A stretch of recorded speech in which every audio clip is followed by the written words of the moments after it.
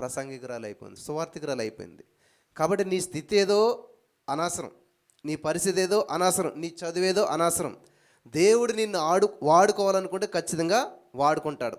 నీకు కావాల్సిందల్లా ఆసక్తి ఉన్నవాడిని ఏ శక్తి కూడా ఆపలేదు. హల్లెలూయా. సరే, యేసుక్రీస్తు ప్రభువారు శిలువలో 7 మాటలు పలికాడు. చాలా చాలా సంవత్సరాలుగా, యుగాలుగా మనం ధ్యానించుకుంటూ వస్తున్నాం. యేసుక్రీస్తు ప్రభువారు శిలువ వేసిన తర్వాత పరిస్థితి ఏంటి, అసలే ఏమైంది? సమాప్తం అని చెప్పాడు, అయిపోయింది. మళ్ళీ యేసుప్రభువారు సమాధం చేసుకుని వచ్చాడు. ఈ మధ్యలో ఏమైంది అసలేని? యేసుప్రభువారు ఎక్కడికి వెళ్ళారు? దేవా, తండ్రి నా ఆత్మ నీకు అప్పగిస్తున్నానని అప్పగించాడు, అయిపోయింది అక్కడితోటి. తర్వాత ఏం జరిగింది ఎప్పుడైనా ఆలోచించారా? ఎవరైనా చెప్పారు అసలేని? ఏమైంటారంటారా యేసుప్రభువారు అసలేని? ఏమయ్యారు? యేసుప్రభువారు చనిపోయాక ఏమయ్యారు? ఎక్కడికి వెళ్ళారు? పరలోకం వెళ్ళారా? చాలామంది అదే అనుకుంటారు అన్నమాట. యేసుప్రభువారు నరకానికి వెళ్ళాడు. అమ్మో, ఈ మాట వింటాక చాలా భయంకరంగా ఉంది, చాలా బాధాకరంగా ఉంది కదా. యేసుప్రభువారు నరకానికి వెళ్ళటం ఏంటి? యేసుప్రభువారు నరకానికి వెళ్ళాడు. యేసుక్రీస్తు ప్రభువారు నరకంలో కూడా 7 మాటలు పలికాడు. హల్లెలూయా. అది ఈరోజు మన వర్తమానం. శిలువలో 7 మాటలు చిన్నప్పటి నుంచి వింటున్నాం కదా. మరి నరకంలో యేసుప్రభువారు పలికిన 7 మాటలు ఏంటి? మనకి మీరు మొత్తం యూట్యూబ్ మొత్తం అంతా ఎత్తకండి, ఎక్కడ దొరకదు. కానీ మీరు ఎక్కడ సెర్చ్ చేసినా దొరక విషయాలు జాగ్రత్తగా రాసుకుంటే రాబోయే రోజుల్లో మీరు గొప్ప గొప్ప ప్రసంగికులుగా మారినప్పుడు చక్కగా ఈ విషయాలు వివరించవచ్చు. సరే, యేసుక్రీస్తు ప్రభువారు మరి మరణించిన తర్వాత ఏం జరిగింది, మరణించిన మరుక్షణం ఏం జరిగింది, ఎక్కడికి వెళ్ళారు, ఏమైంది, ఈ విషయాలన్నీ కూడా చాలా కూలంకషంగా, చాలా అద్భుతంగా నేను వివరిస్తూ ఉంటాను. మీరు ఆసక్తి కలిగిన వారైతే ఖచ్చితంగా ఒక పెన్ను పుస్తకం పెట్టుకుని రాసుకోవాలని ప్రభు పేరట నేను మనవి చేస్తూ ఉన్నాను. హల్లెలూయా, హల్లెలూయా, హల్లెలూయా. ఇక్కడ మరి ఈ రోజున యేసుక్రీస్తు ప్రభువారు ఆ నరకానికి వెళ్ళాడు దానికి రుజువేంటి అంటేనంటే, ఏదన్నా ఒక విషయం తెలిస్తే 2-3 సాక్షులు ఉంటే దాన్ని రుజువుపరచకూడదు. 2-3 అండి, చాలా 4 సాక్ష్యాల వరకు నేను చూపిస్తాను, వాక్యాలే చూపిస్తాను. నేను నోటి మాటలు చెప్పను. యేసుప్రభు నరకానికి వెళ్ళాడు నమ్మేసేయండి అని చెప్పి నేను గుడ్డిగా చెప్పను అనమాట. యేసుక్రీస్తు ప్రభువారు నరకానికి వెళ్ళాడు అనేటువంటి దాన్ని బైబిల్లో నుంచే, నరకానికి ఇంకో పేరేంటి? హెల్లో, పాతాళం. ఓకే, ఇలాగా కొన్ని పర్యాయ పదాలు, కొన్ని వేరే వేరే మాటల్లో ఉంటాయి. కాబట్టి నరకం అని లేదు ఇక్కడ, పాతాళం అని ఉంది ఇక్కడ, లేకపోతే ఇట్లాగని అనుకోకుండా చాలా జాగ్రత్తగా మనం గమనించుకుందాం. సరే, వాక్యపు వెలుగులో మనం ముందుకు వెళ్ళిపోదాం. మత్తయి సువార్త 12వ అధ్యాయం 40వ వచనం మనం చదువుకున్నట్లయితే అక్కడ దేవుని వాక్యం చదివిస్తుందో చదువుకుందాం. త్వరగా చదవాలి. మత్తయి సువార్త 12వ అధ్యాయము 40వ వచనం మనం చదివినట్లయితే అక్కడ దేవుని వాక్యం సెలవిస్తుంది ఏంటంటే, అమ్మ ఎవరొకరు మైక్ తీసుకుని చదివితే మంచిది నాకు వాక్యం, ఎందుకంటే మీరు చదివేది నాకు వినిపిస్తుంది కానీ లైవ్లో ఉన్న వాళ్ళకి వినిపించదు అనమాట. సో ఎవరైతే ఈ యొక్క వాక్యాన్ని మరి అందివ్వాలనుకుంటున్నారో చక్కగా వెంటనే రిఫరెన్స్ చెప్పిన వెంటనే మీరు బైబిల్ చదివితే మైక్ ఇవ్వబడుతుంది. చదవండి ఇప్పుడు. మత్తయి సువార్త 12వ అధ్యాయం 40వ వచనం. యోనా 3 రాత్రింబగళ్ళు తిమింగలము కడుపులో ఎలాగుండెనో అలాగు మనుష్య కుమారుడు 3 రాత్రింబగళ్ళు భూగర్భంలో ఉండును. హల్లెలూయా, హల్లెలూయా. ఈ మాటలు ఎవరు చెప్తున్నారు? అమ్మా, నేను చాలాసార్లు చెప్పాను, ఫోన్ ఉంటే ఫోన్లో ఇలాంటి బైబిల్ వేసుకోండి. రెడ్ లెటర్ బైబిల్ అని ఉంటుంది అనమాట. రెడ్ లెటర్ బైబిల్ ఆల్రెడీ అవైలబిలిటీలోకి వచ్చింది. నేను మనం చూసాను, బుక్ స్టాల్లో కూడా దొరుకుతుంది. ఆ బైబిల్ కొనుక్కుంటే యేసుక్రీస్తు ప్రభువారు భూలోక రాజ్యంలోకి వచ్చినప్పుడు, యేసు ప్రభువారు మనిషిగా ఉన్నప్పుడు ఆయన మాట్లాడిన ప్రతి మాట రెడ్ లెటర్లో ఉంటుంది బైబిల్లో. నేను వేసుకున్న యాప్లో కూడా రెడ్ లెటర్లో ఉంది. యేసు ప్రభువారు మాట్లాడిన మాటలు ఏమో రెడ్ లెటర్లో ఉంటాయి, మామూలు మాటలన్నీ బ్లూ లెటర్లో ఉంటాయి. ఓకే, సరే. ఇక్కడ మత్తయి సువార్త 12వ అధ్యాయం 40వ వచనం నుంచి ఇదంతా ఏ లెటర్లో ఉన్నది? రెడ్ లెటర్లో ఉన్నది. అంటే ఇది ఎవరు మాట్లాడుతున్నారు? యేసుక్రీస్తు ప్రభువారు మాట్లాడుతూ ఉన్నాడు అనమాట. జాగ్రత్తగా గమనించాలి. యేసు ప్రభువారు ఒక మాట చెప్తున్నాడు. ఏమని? ఇప్పుడు చదువుదాం. 12:40లో యోనా 3 రాత్రింపగలు తిమింగలం కడుపులో ఎలాగుండునో అలాగూ మనుష్య కుమారుడు 3 రాత్రింపగలు భూగర్భంలో ఉండును. 41 వచనం చదువమ్మా. నినివే వారు వారు యోనా ప్రకటన విని ఆ, మారు మనసు పొందిరి గనుక విమర్శన సమయమున నినేవే వారు ఈ తరము వారితో నిలబడి సరే సరే సరిపోద్ది. 40 వచనం చదిపోద్ది మనకి ఇక్కడ. ఇక్కడ యోనా 3 రాత్రింపగళ్ళు తిమింగలప్పుడు ఎలాగుండునో మనిషి కుమారుడు 3 రాత్రింపగళ్ళు ఎక్కడ ఉంటాడంటే చెప్పాలి. భూగర్భము. భూగర్భం అంటే అర్థం ఏంటి? పాతాళము, నరకము. ఇక్కడ యేసు ప్రభువు వారే చెప్తున్నటువంటి మాట అన్నమాట. చాలా జాగ్రత్తగా మీరు గమనించాలి. హల్లెలూయా, హల్లెలూయా, హల్లెలూయా. సరే, అసలు యోనా ఎలా ఉన్నాడు? యోనా చేప కడుపులో ఎలా ఉన్నాడు? తల్లి కడుపులో పడుకున్నాడు, హాయిగా పడుకున్నాడా? తల్లి గర్భంలో ఉన్నట్టు యోనా చేప గర్భంలో ఉన్నాడా? తల్లి గర్భంలోకి ఏముంటుంది? ఆ బిడ్డకి ఆక్సిజన్ సప్లై చేయడానికి ఒక ద్వారం ఉంటుందా? తల్లి గర్భం నుంచి తల్లి బొడ్డు నుంచి ఒక కనెక్షన్ ఉంటుంది. మరి యోనాకి ఏ కనెక్షన్ ఉంది? ఎలా ఉన్నాడు, ఏ పరిస్థితిలో ఉన్నాడు అనేటువంటి చూసినట్లయితే యోనా గ్రంథంలోకి వెళ్ళిపోదాం మనం. యోనా గ్రంథం 2వ అధ్యాయం నుంచి చదివినట్లయితే అక్కడ ఈ విషయాలు మనం చూస్తాం. ఆ మత్స్యము కడుపులో నుండి యోనా యెహోవాను ఇలాగూ ప్రార్థించెను. హల్లెలూయా. గమనించాలి, యోనా గారి చేప కడుపులో ఏం చేస్తా ఉన్నాడు? మరి యేసు ప్రభువు భూలోక రాజ్యంలో ఏం చేస్తున్నాడు? అదే భూగర్భంలో ఏం చేస్తున్నాడు? ఏం చేస్తున్నాడు చెప్పండి అమ్మా. ఆయన కూడా చెప్తున్నాడు కదా, యోనా ఎలాగైతే ఉన్నాడో నేను కూడా భూగర్భంలో అలా ఉంటాను, ప్రార్థన చేస్తాను. హల్లెలూయా. చదువుదాం 2వ వచనం చదివినట్లయితే, నేను ఉపద్రవంలో ఉండి యెహోవాకు మనవి చేయగా ఆయన నాకు ప్రత్యుత్తరం ఇచ్చెను. పాతాళ గర్భంలో నుండి నేను కేకలు వేయగా నీవు నా ప్రార్థన అంగీకరించి ఉన్నావు. ఆమేన్. చదువు 6వ వచనం వరకు చదువు. నీవు నన్ను అగాధమైన సముద్ర గర్భంలో పడవేసి ఉన్నావు, ప్రవాహములు నన్ను చుట్టుకొని ఉన్నవి, నీ తరంగములను నీ కరులను నన్ను కప్పి ఉన్నవి. నీ సన్నిధిలో నుండి నేను వెలివేయబడినను నీ పరిశుద్ధాలయము తట్టు మరలా చూచెదననుకొంటిని. ప్రాణాంతరము వచ్చినంతగా జలములు నన్ను చుట్టుకొని ఉన్నవి, సముద్ర గాధము నన్ను ఆవరించి ఉన్నది, సముద్రపు నాచు నా తలను పట్టుకొని ఉన్నది. నేను మరెన్నటికి ఎక్కి రాకుండా భూమి గడియలు వేయబడి ఉన్నవి, పర్వతములు పునాదుల్లోనికి నేను దిగి ఉన్నాను. నా దేవా యెహోవా, నీవు నా ప్రాణము కూపంలో నుండి పైకి రప్పించి ఉన్నావు. హల్లెలూయా. ఇక్కడ యోనా గారు చేప గర్భములో అంటే ఎక్కడో అగాధంలోకి వెళ్ళిపోయినట్లుగా వెళ్ళిపోయి ఏం చేస్తున్నాడైనా? సైలెంట్ అయిపోయాడా? కేకలు వేస్తూ ఉన్నాడు, మొర పెడతా ఉన్నాడు, ప్రార్థన చేస్తూ ఉన్నాడు. పైగా ఏంటంటే ఆ యొక్క పాతాళంలోకి వెళ్ళిన వాళ్ళ పరిస్థితి ఎలా ఉంటుందంట? తలుపులు ఇక్కడ ఎంత బాగుంది చూడండి, మరెన్నటికి ఎక్కి రాకుండా భూమి గడియలు వేయబడి ఉన్నాయి. హల్లెలూయా. వింటున్నారా? ఇంకా చేప కడుపులోకి వెళ్ళి బయటకు వచ్చే అవకాశం ఉంటుంది అసలేని? అలాగే యేసుక్రీస్తు ప్రభువు ఎక్కడికి వెళ్ళాడంట? నరకానికి వెళ్ళాడు. నరకానికి వెళ్ళి తిరిగి వచ్చినటువంటి దాఖలాలు ఎక్కడైనా ఉన్నాయి చరిత్రలోను? ఒక్కసారి నరకానికి వెళ్ళాలంటే మళ్ళీ బయటకు వచ్చే అవకాశం ఉన్నదా? ఈ విషయాలని మనం ముందుకెళ్ళి కొద్ది ధ్యానం చేద్దాం. చాలా జాగ్రత్తగా ఉండాలి. అంటే యోనా పరిస్థితి మీకు అర్థమైంది కదా?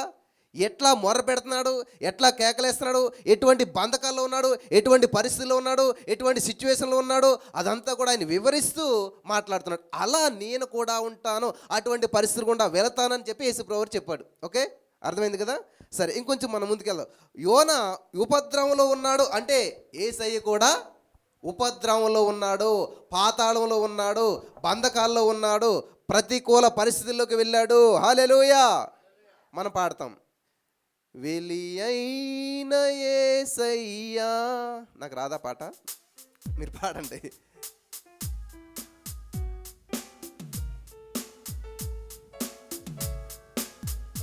బలి అయిన యేసయ్యా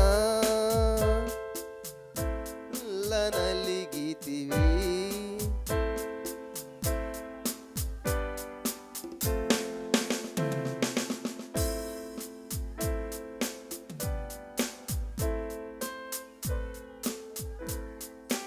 హల్లెలూయా. అర్థమైంది కదా పాట? ఏంటంటే వెలివేయబడ్డాడు, బలి అయిపోయాడు. అటువంటి దేవుడు మన దేవుడు. ఆయన ఇప్పుడు ఎక్కడున్నాడంట? నరకంలోకి వెళ్ళాడు. ఓకే, అర్థమైంది కదా అందరికీ? అదొకటి సాక్ష్యం యేసు ప్రభువు చెప్పాడు. నెక్స్ట్ కీర్తనల గ్రంథం 88వ అధ్యాయం మనం చూసినట్లయితే, కీర్తనల గ్రంథం 88వ అధ్యాయం 1-2 వచనాలు మనం చదువుకుంటూ వెళ్దాం. యెహోవా నాకు రక్షణకర్తయగు దేవా, రాత్రివేళ నీ సన్నిధిని మొరపెట్టినాడు. నా ప్రార్థన నీ సన్నిధిని చేరునుగాక. నా మొర్రకు చెవియొగ్గుము. నేను ఆపదలతో నిండి ఉన్నాను. నా ప్రాణము పాతాళమునకు సమీపించి ఉన్నదే. హల్లెలూయా. ఇది ఎవరు రాశారు ఈ కీర్తన? దావీదా? ఇంకా కీర్తన అంటే దావీదే కదా? కీర్తన అంటే దావీదే. దావీదు కాదు, కోరాహు కుమారులు రాశారు. చాలా కీర్తనలు రాశారు. దావీదు గారు రాసినటువంటిది కొన్ని కీర్తనలే రాశాడు, అంటే ఎక్కువ భాగం రాశాడు. కాబట్టి ఒక పని ఎక్కువ ఎవరు చేస్తే ఇంకా ఆ పని అంతా, ఏ పని చేసినా కూడా వాళ్ళ మీదకి వెళ్ళిపోతుంది అనమాట. కానీ ఇక్కడ కోరాహు కుమారులు రాశారన్నమాట. కోరాహు కుమారులు రాసినా కానీ ఇది ఎవరి గురించి రాశారంట? ప్రవచనాత్మకంగా దేవుని యొక్క ఆలోచనల్ని వాళ్ళు ప్రవచిస్తూ ఉన్నారు. దేవుని యొక్క మాటల్ని వారు పలుకుతూ ఉన్నారు. చదువుకుంటూ ముందుకెళ్దాం. 3వ వచనం, నేను ఆపదలతో నిండి ఉన్నాను. నా ప్రాణం పాతాళములకు సమీపించున్నది. ఎక్కడికంటండి? ఏంటిది? పాతాళము. సమాధిలోనికి దిగి వారిలో నేనొకనిగా ఎంచబడి తిని, నేను త్రాణలేని వాని వలె అయితిని. త్రాణ అంటే ఏంటి? అర్థం ఏంటి? తట్టుకోలేకపోతున్నాను. అటువంటి పరిస్థితులకు నేను వెళ్ళాను. సమాధిలోనికి దిగువారిలో నేను ఒకనిగా ఎంచబడి తిని, నేను త్రాణలేని వాని వలె అయితిని. సచ్చిన వారిలో విడవబడిన వాడనైతిని. నేను సమాధిలో పడి ఉన్న హతులలో ఒకని వలె అయితిని. నీవిక స్మరింపని వాని వలె అయితిని. అసలు నువ్వు నన్ను గుర్తు తెచ్చుకోలేవు, నువ్వు నన్ను జ్ఞాపకం చేసుకోలేని వ్యక్తిగా నేను అయిపోయాను. అమ్మ జాగ్రత్తగా ఉండాలి. వారు నీ చేతుల నుంచి తొలగిపోయి ఉన్నారు కదా. అగాధమైన గుంటలోను, చీకటి గల చోట్లలోను, అగాధ జలముల్లోనూ నీవు నన్ను పరుండబెట్టి ఉన్నావు. హల్లెలూయా. ఈ మాటలు ఎవరో మాటలాగా ఉన్నాయి కదా. సేమ్ యోనా గారు పలుకుతున్నటువంటి మాటలనే కోరాహు కుమారులు కూడా పలుకుతున్నారు. ఇవన్నీ ఎవరికి రిలేటెడ్గా ఉన్నాయి? యేసయ్యకి రిలేటెడ్గా ఉన్నాయి. హల్లెలూయా, హల్లెలూయా. నీ ఉగ్రత నా మీద బరువుగా ఉన్నది. ఎందుకంట? పాపాన్ని దేవుడు క్షమించడు, పాపానికి శిక్ష ఉంటుంది. కాబట్టి మనందరి పాపాలు యేసయ్య మీద ఉన్నాయి కాబట్టి ఆ ఉగ్రత యేసయ్య మీదకి వచ్చింది. మీరు చాలా జాగ్రత్తగా అర్థం చేసుకోవాలి. యేసుక్రీస్తు ప్రభువు ఇప్పుడు సిలువ మీద లేరు. ఇప్పుడు యేసుక్రీస్తు ప్రభువారు సిలువ మరణం పొందిన తర్వాత తండ్రి ఏం చేశాడంటే కుమారుని భూలోక రాజ్యానికి పంపించాడు కదా. తండ్రి చిత్తం అంతా నెరవేర్చాడు. ఆ ఉగ్రత పాత్ర నుంచి తప్పించుకుందాలని చెప్పి ప్రార్థన చేశాడు. కానీ వద్దు, నా చిత్తం కాదు నీ చిత్తమే నెరవేరాలంటే, దేవుని చిత్తం ఏంటంటే మనుషులు రక్షించబడాలంటే, సర్వమానవాళి పాపం నుంచి విమోచించబడాలంటే ఆ యొక్క క్రయధనం ఒకరు చెల్లించాలి. అది యేసుక్రీస్తు ప్రభువారు అన్నమాట. హల్లెలూయా. అయితే తండ్రి క్రయధనం అంతా చెల్లించాడు, రక్తం కార్చాడు, చివరికి తన బాడీలో ఉన్న వాటర్ను కూడా కార్చాడు. అప్పుడు తండ్రి నా ఆత్మ నీకు అప్పగిస్తానంటే తండ్రి ఏం చేశాడంట? ఆ ఆత్మని నరకానికి పంపించాడంట. హల్లెలూయా. జాగ్రత్తగా గమనించాలి. ఇవన్నీ సత్యం నేను తెలియజేస్తున్నాను. చూడండి, నీ ఉగ్రత నా మీద బరువుగా ఉన్నది, నీ తరంగములన్నీ నన్ను ముంచుచున్నవి. నా నెలవుడులను నాకు దూరంగా నీవు ఉంచి ఉన్నావు. నీవు వారి దృష్టికి నన్ను హేయునిగా చేసి ఉన్నావు. వెలుపలికి రావల్ల కాకుండా నేను బంధించబడి ఉన్నాను. హల్లెలూయా. ఏంటంటే వెలుపలికి రాకుండా బంధించబడి ఉన్నాను. కాబట్టి ఇక్కడ నరకానికి వెళ్ళిన వాళ్ళు మళ్ళీ బయటకు వచ్చే అవకాశం లేదు. ధనవంతుడు లాజరు స్టోరీలో ఆయన అడుగుతాడు కదా, ఒక్కొక్క ఛాన్స్ ఇవ్వండి, పొన్న బ్రతికేది అయిపోయింది, మా అన్నీళ్ళు ఉన్నారు అంటే, లేదు బాబు, ఇక్కడ వాళ్ళు అక్కడ వాళ్ళు ఇక్కడికి వెళ్ళే ఛాన్సు లేదు. చూడండి, కొంచెం ముందుకు వెళ్దాం మనం. బాధ చేత నా కన్నులు క్షీణించుచున్నవి. యెహోవా ప్రతిదినము నేను నీకు మొరపెట్టుచున్నాను. నీ వైపు నా చేతులు చాపుచున్నాను. మృతులకు నీవు అద్భుతములు చూపెదవా. ప్రేతలు లేచి నిన్ను స్తుతించెదరా. సమాధిలో నీ కృపను ఎవరైనా వివరింతురా. నాశన కూపంలో నీ విశ్వాసతను ఎవరైనా చెప్పుకొందురా. అంధకారంలో నీ అద్భుతములు తెలియనగునా. అంధకారంలో నీ అద్భుతములు తెలియదగునా, పాతాళంలో నీ నీతి తెలియనగునా. పాతాళంలో నీ నీతి తెలియదగునా. యెహోవా, యెహోవా, నేను నీతోనే మనవి నేను నీతోనే మనవి చేయుచున్నాను. ఉదయమున నా ప్రార్థన నిన్ను ఎదుర్కొను. ఉదయమున నా ప్రార్థన నిన్ను ఎదుర్కొనును. యెహోవా, నీవు నన్ను విడిచుటయేలా. యెహోవా, నీవు నన్ను విడిచుటయ్యాలా. ముఖము నాకు చాటు చేయుటయేలా. నీ ముఖము నాకు చాటు చేయటనేలా. బాల్యము నుండి నేను బాధపడి చావు బాల్యము నుండి నేను బాధపడి చావునకు సిద్ధమైతిని. నీవు పెట్టు భయం చేత నేను కలవరపడుచున్నాను. నీ కోపాగ్ని నా మీద పొర్లి ఉన్నది. నీ మహాభయములు నన్ను సంహరించి ఉన్నవి. ఆమేన్. చాలమ్మా, చూడండి ఇక్కడ ఈ విషయాలన్నీ ఎవరు మాట్లాడుతున్నారు? యేసుక్రీస్తు ప్రభువారు తండ్రి అయినటువంటి దేవునితో మాట్లాడుతున్న మాటలు ఇవన్నీ కూడాను. ఇవి కోరాహు కుమారులు ప్రవచన రూపంలో ప్రవచించారనమాట. చాలా ఇంటర్లింక్ ఉంటుంది. అందుకనే బైబిల్ ఇలా చదివితే అర్థమవుతుందన్నమాట. ఇచ్చట కొంత అచ్చట కొంత అవన్నీ కలిపితేనే. గ్రాసరీ షాపులో కూరగాయలు ఉండవు, కూరగాయల షాపులో ఉప్పు కారం ఉండదు. మరి ఏం చేయాలి? ఇక్కడ ఇది కొనుక్కోవాలి, అక్కడ అది కొనుక్కోవాలి, అన్ని పట్టుకొచ్చి మిక్స్ చేస్తేనే అప్పుడు కర్రీ అవుతుంది. అలాగా సంపూర్ణ అర్థం రావాలంటే యేసుక్రీస్తు ప్రభువుకి 7 మాటలు ఒక చోట ఉన్నాయా? ఒక శిష్యుడు చెప్పాడా? లేదు. అన్నీ మనం చదివితే కానీ, అన్ని సువార్తల నుంచి ధ్యానిస్తే కానీ 7 మాటలు దొరకవు మనకు. అక్కడ ఈ యొక్క సత్యాన్ని మీరు గ్రహించాలని ప్రభు పేరట మనం చేస్తున్నాను. హల్లెలూయా. యోన ఏమి ప్రార్థన అయితే చేశాడో అదే మాటలు. 88 కీర్తన 10వ వచనం చూడండి ఏమనుంది ఇక్కడ. మృతులకు నీవు అద్భుతములు చూపేదవా, ప్రేతలు లేచి నిన్ను స్తుతించేదరా. ఎవరంటే అమ్మ ప్రేతలు అంటే ఎవరు? ఆత్మలు చచ్చిపోయిన ఉంటారు కదా. ఎక్కడుంటారు ప్రేతలు? పరలోక రాజ్యంలో ఉంటారా? భూతాలు ఎక్కడ ఉంటాయి మీకు అర్థం అవ్వాలంటే? ఏమా దెయ్యాలు ఎక్కడ ఉంటాయి? ఎక్కడ? పాతాళంలో ఉంటాయంట, నరకంలో ఉంటాయంట. దేవుడు ఆల్రెడీ కొన్ని ఆత్మలు ఏం చేశాడంటే నరకానికి పంపించి అక్కడ బంధించి ఉంచాడు. వింటున్నారా? అక్కడ యేసుప్రభువు ఇప్పుడు అక్కడికి వెళ్ళాడు మరణించిన తర్వాత. ప్రేతలు నిన్ను, ఇక్కడ ఏమంటున్నాడు? ప్రేతలు లేచి నిన్ను స్తుతించేదరా. ప్రేతలు, దురాత్మలు, దయ్యపాత్మలు ఆ ప్లేస్లో అక్కడ ఉన్నాడంటండి యేసుక్రీస్తు ప్రభువారు. హల్లెలూయా. కాబట్టి పాతాళంలో యేసయ్య పరిస్థితి ఇది. గందరగోళం, అగ్ని ఆరదు, పురుగు చావదు, కేకలు, బొబ్బలు, అటువంటి పరిస్థితుల్లో దేవుడు మొరపెడుతూ ఉన్నాడంట. అక్కడ నుంచి దేవుడు మాట్లాడుతూ ఉన్నాడంట. ముందు పాతాళంలో విన్న విషయాన్ని ధ్యానించాక 7 మాటలు ఏంటో నేను చెప్తాను, జాగ్రత్తగా విన్నారా? 1వ ప్రూఫ్ ఎవరు చెప్పారు? యేసయ్య చెప్పాడు మత్తయి 12:40లో. 2వ ప్రూఫ్ కోరాహు కుమారులు ఇస్తూ ఉన్నారు. 3వ ప్రూఫ్ ఏంటంటే కీర్తనల గ్రంథం 22వ అధ్యాయం 1వ వచనం మనం చదివినట్లయితే జాగ్రత్తగా వినాలి. నా దేవా, నా దేవా, నన్నేల చేయి విడిచితివి. నన్ను రక్షింపక, నా ఆర్తధ్వని వినక నీవేళ దూరముగా ఉన్నావు. సరే ఆగనం. ఈ మాట ఎవరు చెప్తున్నారు?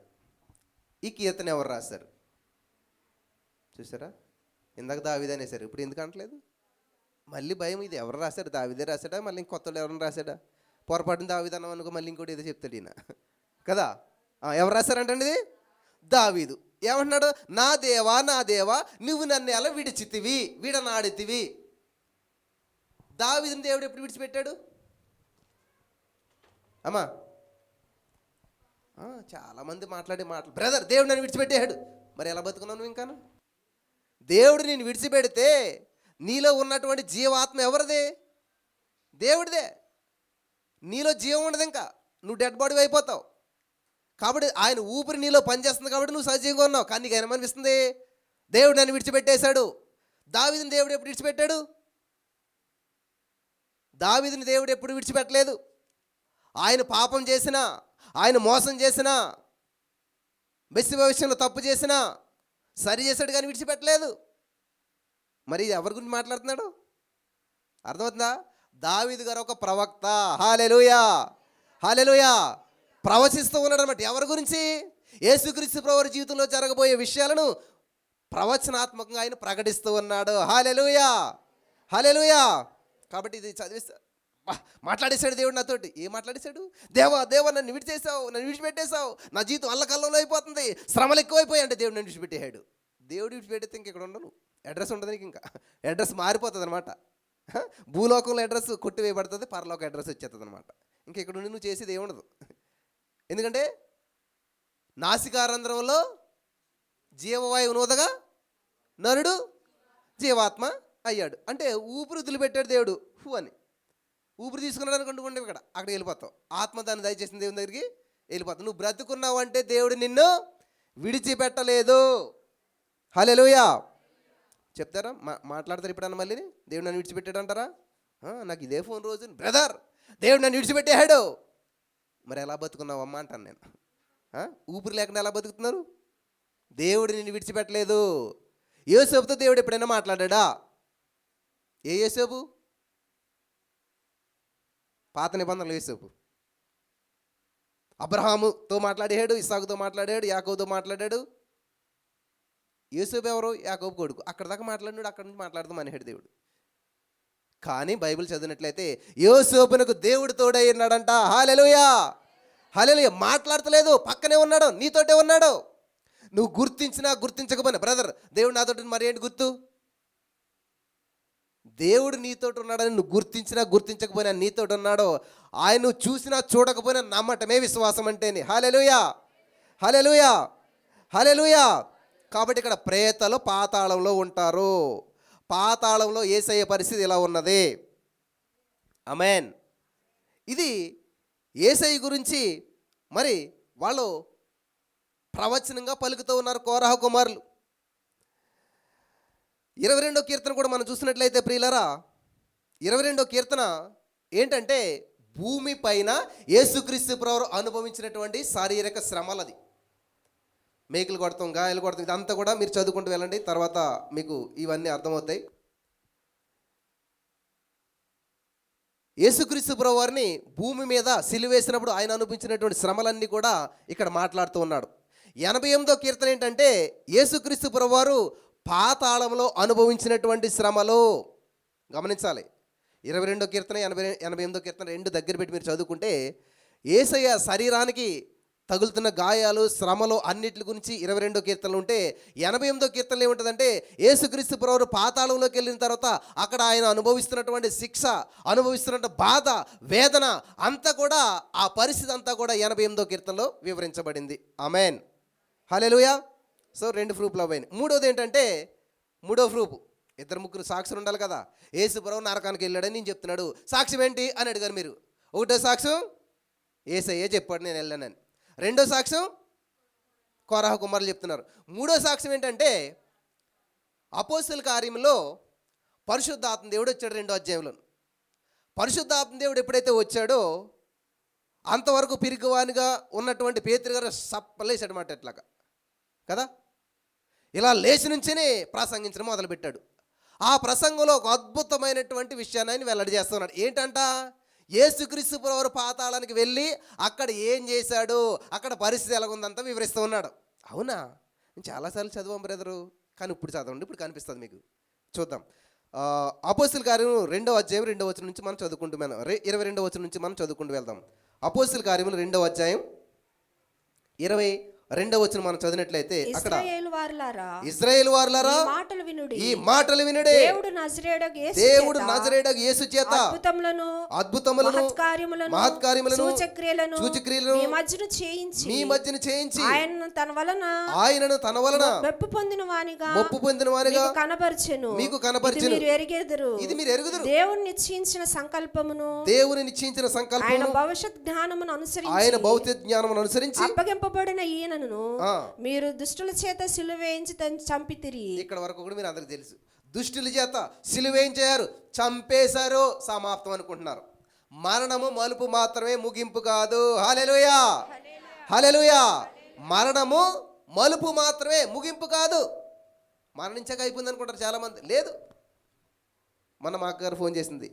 లాస్ట్ టైంలో మా అమ్మగారిని బాగా దగ్గరుండి చూసుకున్నారు కాబట్టి బాగా గుర్తుకు వస్తున్నారంట. ఓ రోజున స్తుతిస్తూ ప్రార్థన చేస్తుంటే యేసయ్య ఒక దర్శనం చూపించాడు. ఏంటంట? చిన్న పిల్లలాగా ఆడుకుంటుందంట. ఎక్కడ? యేసయ్య దగ్గర. కనీసం ఇంకెవరిని పట్టించుకోవట్లేదంట. అంటే నువ్వు మరణించిన తర్వాత ఒక మలుపు తిరుగుతావు. ఇప్పుడు చనిపోయిన వాళ్ళు ఎక్కడికి వెళ్తారు? ఎక్కడికి వెళ్తారు? పరదేశం వెళ్తారా, పరలోకం వెళ్తారా? చూసారా మీరు? వెళ్ళొచ్చారు ఏమన్నాను? మరి ఎలా చెప్పారు? పరదేశం ఎక్కడ ఉంది ఇప్పుడు? పరలోకం ఉందా? మరి పరలోకం ఉంటే మళ్ళీ పరదేశం ఎందుకు? చూద్దాం, అవన్నీ ధ్యానం చేద్దాం, జాగ్రత్తగా వినాలి. చూడండి, ఇక్కడ 24వ వచనం. మరణము ఆయన్ను బంధించుట మరణం ఆయన బంధించుట అసాధ్యము గనుక దేవుడు మరణ వేదనలు తొలగించి ఆయనను లేపెను. గమనించాలి, ఇక్కడ ఏ వేదన అంట? ఎక్కడ ఉంటుంది ఈ వేదన? ఏమా పరలోకంలో మరణ వేదన ఉంటుందా? అసలు పరలోకంలో మరణం ఉంటుందా? మరి ఎక్కడ ఈ మరణ వేదన? పాతాళములో. హల్లెలూయా. పేతురు గారు మాట్లాడిన మాటలు మనకు అర్థమవుతున్నాయి లేదా?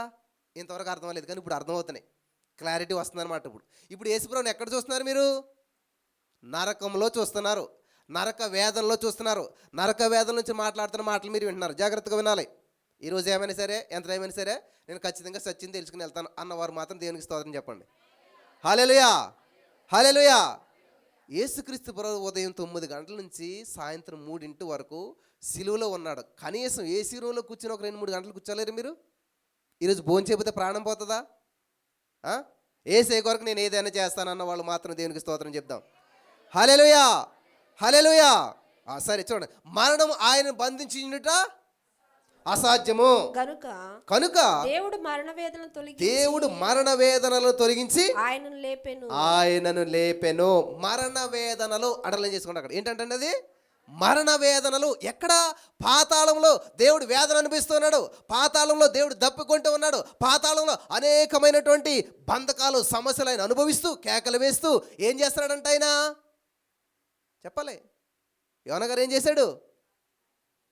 మొర్ర పెడుతున్నాడు, ప్రార్థన చేస్తూ ఉన్నాడు. పాతాళంలో కూడా ప్రార్థన చేస్తున్నాడు ప్రభువారు. హల్లెలూయా, హల్లెలూయా.